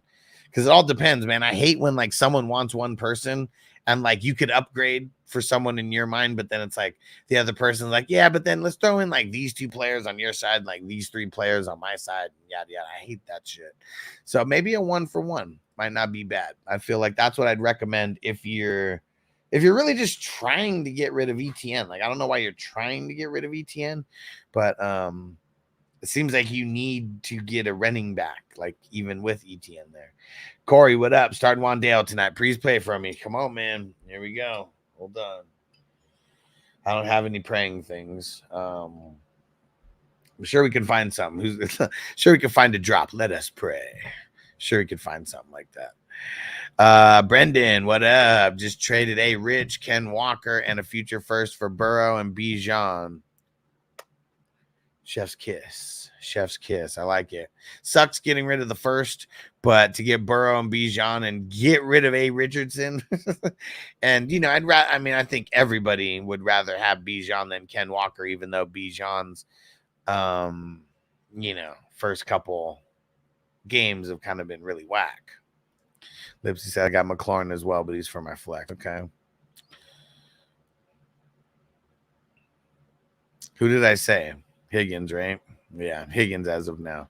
Podson, everyone's adding A Rich at the cheap, said it feels like a trap. Yep. Yep. And for him, I mean, he traded him away. He said, man, just get rid of Richardson. Like the one place that I have him, I feel like I want to get rid of him, but then I'm looking and it's like, man, I might need the QB depth for this league.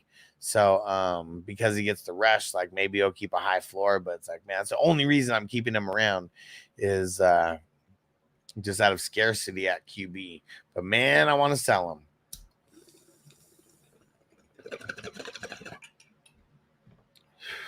Second future, I heard Crispin sued. Yeah. Because he put his face on a different body in the filming. I think he won. He did. He got paid. He did get paid. I don't know what the settlement was, but it's funny how because of podcasts, like now, like all these older guys can get fucking interviewed and all that shit. Then they get to spill the tea from back in the day. So that shit is super fucking cool, man. Like I really like it. And I like that we get to hear a lot of these behind the scenes stories that have like just been like trapped and nobody ever got to know what really happened. What up, Peacock? And said, yo, headed in to pick up a late lunch. Just finished a video job. Nice. What are you getting? What are you macking on? What's on the menu? Evan said, would you trade Jaden and Pollard for Burrow and James Conner?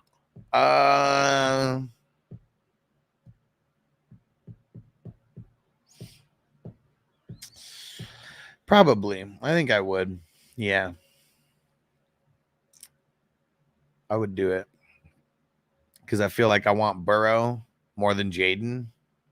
And I want Conner more than Pollard. I mean, Pollard this week, I mean, is smash matchup, but I think I would. But you being 0-3, I mean, if you like, why are you 0-3? Are the teams like just really, really shitting on you? Like, have you played against like this highest scoring teams like every week? Did you have some injuries? You know, maybe that happened. Because usually there's a couple reasons why someone would be 0-3. And it's just it's those reasons that I just mentioned. And so if you're just playing against tough competition right now, I don't want to make an emotional trade. I do like Burrow and James Conner, so I would go do it. But that's also like if your team is like just injured as fuck, you know, and you have like a lack of starters, you need to like trade one piece for like multiple pieces versus like a 2-for-2. I scored 142 points, lost by 3 in week 2. And how high of a score was that in your league? Was that one of the top scores in the league? I assume so, because I assume it's kind of like a single QB 7 starter. Well, maybe 9 starter if it's kicker and defense. Hard Urge ended up getting seriously hurt. Died in later years due to her injury. What the fuck? If you watch the original VHS, you can see her body hit the wall and she stays on the ground. Oh shit! And so what? And what part of it was? What part of this? You said when it was the skateboard? Was it the person that he ran into on the skateboard? Is that what you're talking about? Where she like hits the ground all hard? Or you said she ran up against the wall. So say it again. What happened again? Because you said it was like a sandbag that like hit her from like running into the wall, right? Captain Spaulding, cool as fuck, but Captain Howdy, Strangeland was scarier. No idea who Captain Howdy is, man. But I think from like wrestling, I think they're bringing a Uncle Howdy or something. Peacock, no idea what to grab to eat. Maybe something light. Went hard at the steakhouse last night. Nice. Evan said I was the second highest scorer. Normal League One flex. Yeah, see, like that's just bad luck. I mean, I would make that trade because I like both guys better, but I wouldn't just start making emotional trades being 0-3 if your team is like, if you just had a bad run of luck based on your schedule specifically. Rush Lord Spalding. You get nothing and like it. Man. Ooh, D. Schneider from Twisted Sister played him. Okay. That was like the real. I know who D. Snyder is, but like the character, is it the real skinny guy with like the black top hat? Devonta Smith is out. Would you go Najee or JMO in the flex? You have to go Najee if Najee plays. Like the Colts are like one of the worst run defenses in the league, and it's not even close.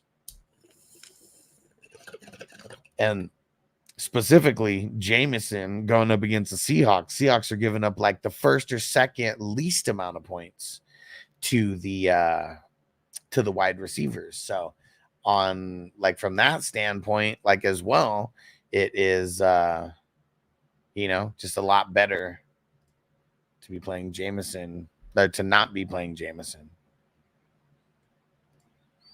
Oh fuck, man. Mediterranean going Euro, man. So there's this place in San Diego. You guys ever go to San Diego? Canada Steak Burger, man. This place is the shit.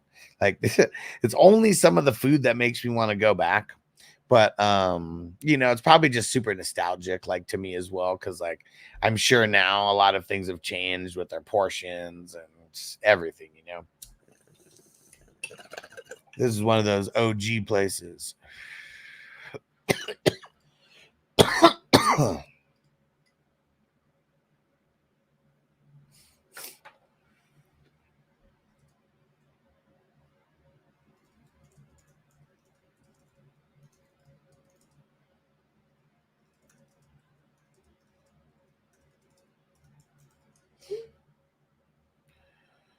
All right.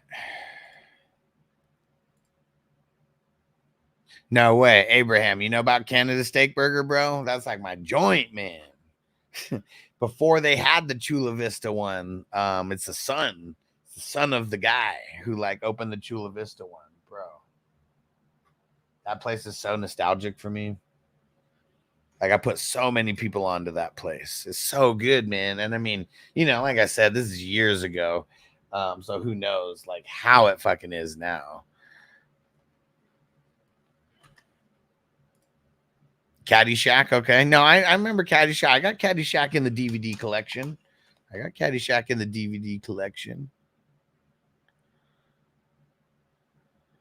And Jonathan is trading Garrett Wilson and Dobbins for Nico and Stevenson, an even trade. Yeah, but see, you don't want an even trade though. Like that's like an even trade is a bad trade. An even trade's like kissing your sister. It's like it gets you nowhere and it's gross. Okay. We're going to use the Back to the Future references. We're going to keep it going. Just remember that. An even trade is like kissing your sister, okay? And some of you people may like that, okay? And but I'm just saying, like, we should be thinking of that as a bad thing. And ugly question. Start Roshan, Tolbert, Zeke. Roshan and Tolbert. Fuck Zeke. Said I'd have to drive to the next town over to eat Greek. Oh, man. Corey, would you start DeMarcus Robinson over Wandale? Nope. Sal, what would you say is the most popular format for fantasy? Do most leagues you run fall under, or are they more exotic? Well, I offer everything now. Like, that's one thing that I really started this year. I wanted to make sure that I literally offer everything. Like, like if there's any type of league that you're going to play in, I'm going to offer that. Like from the most basic ones, the single QB, those are the most popular no matter what. Like for a redraft, like the most popular hands down league is a 10-team single QB I don't know about the kicker and the defense. They're probably in the mix. Kicker, defense, seven offensive starters, you know, one flex. It'd be QB, tight end, 2 RBs, 2 wide receivers, 1 flex. That's the most popular format, hands down. It's probably not even close. The most popular dynasty format, though, is I believe is a super flex offense only would be the most popular dynasty. And I offer those. And just based off of things that I've done, I can tell you those are the most popular. Those are the ones that more people wanted to get in than any other ones. But I will tell you, IDP is going to get in there. It's getting in there. It's making its way in there because of me. Slowly but surely. Slowly but surely. Deontay Johnson added to the injury report. That's not good on a Thursday. What is it? His hamstring? Smoke one more bowl before we get out of here, but dude, I bet the news came up here. Let's see. Deontay Johnson groin did not practice today. Spokesperson team said the team erred on the side of caution. He is expected to practice on Friday. Okay, so this might be nothing. It might be nothing. Could be something, but it says expected to practice tomorrow. So if he gets in a full go on Friday, I think we're Gucci. Nice. Smoking that whisper in the eye. I like it. So I'll smoke some exotics. All of the exotics, bro. All the exotics. And Augusto, my RBs are Hall, Kamara, ETN, Ford. Wide receivers are London, Rice, Neighbors, Godwin, Bowers, Goddard. Would you do London and ETN for Taylor?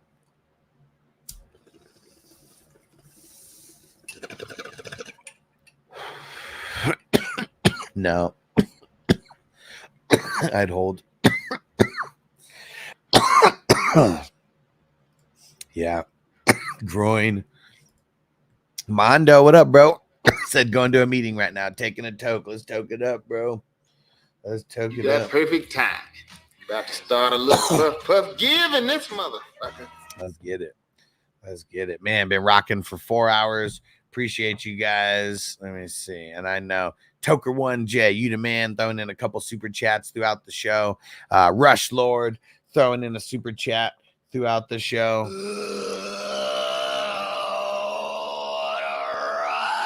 Sal throwing a super chat throughout the show. You guys are the shit. Thanks for supporting. Thanks for supporting in that way.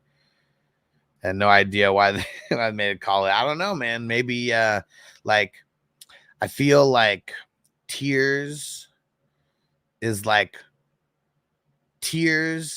to words as eye is to mouth, you know? Feel like same thing, you know, and whispering eye, maybe that's you. And then the tears just coming from your eyes. Maybe. Yeah, definitely too much. Cause like Anthony Richardson, like he's not ruining JT's value, but it's like, you know, he kind of is because they're stacking the box and it's like nothing's really working. So it's like it's screwing him over as well. When the gang chases McFly on the so this is in number 2. Okay, I thought it was number 1. When the gang chases McFly on the hoverboards and it's going across the water, she hits a car or something and then launches her into a building. The guild never compensated Mad Bills or anything. Damn, that's fucked up. And he said the only time is like on the VHS and shit, huh? So they cut that out going into the DVD. I mean, I had the VHS back in the day, but I don't have them now. And even if I did, I wouldn't have a way to fucking watch it. Is this on YouTube anywhere?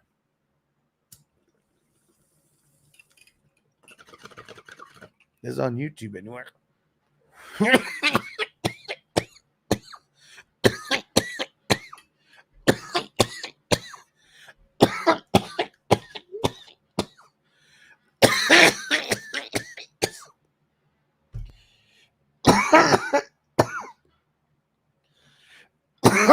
Oh, woo. That was the one. That was the one. I think I've seen that scene in a music video edit recently. Whew. All right. 4-hour show, guys. Appreciate you guys rocking. We'll be back Thursday night football. Let's go. We'll see you there. Peace out, everybody. Defense on me. I don't want them to gain another yard. You blitz all night. If they cross the line of scrimmage, I'm going to take every last one of you out. You make sure they remember forever the night they played the Titans. Here comes the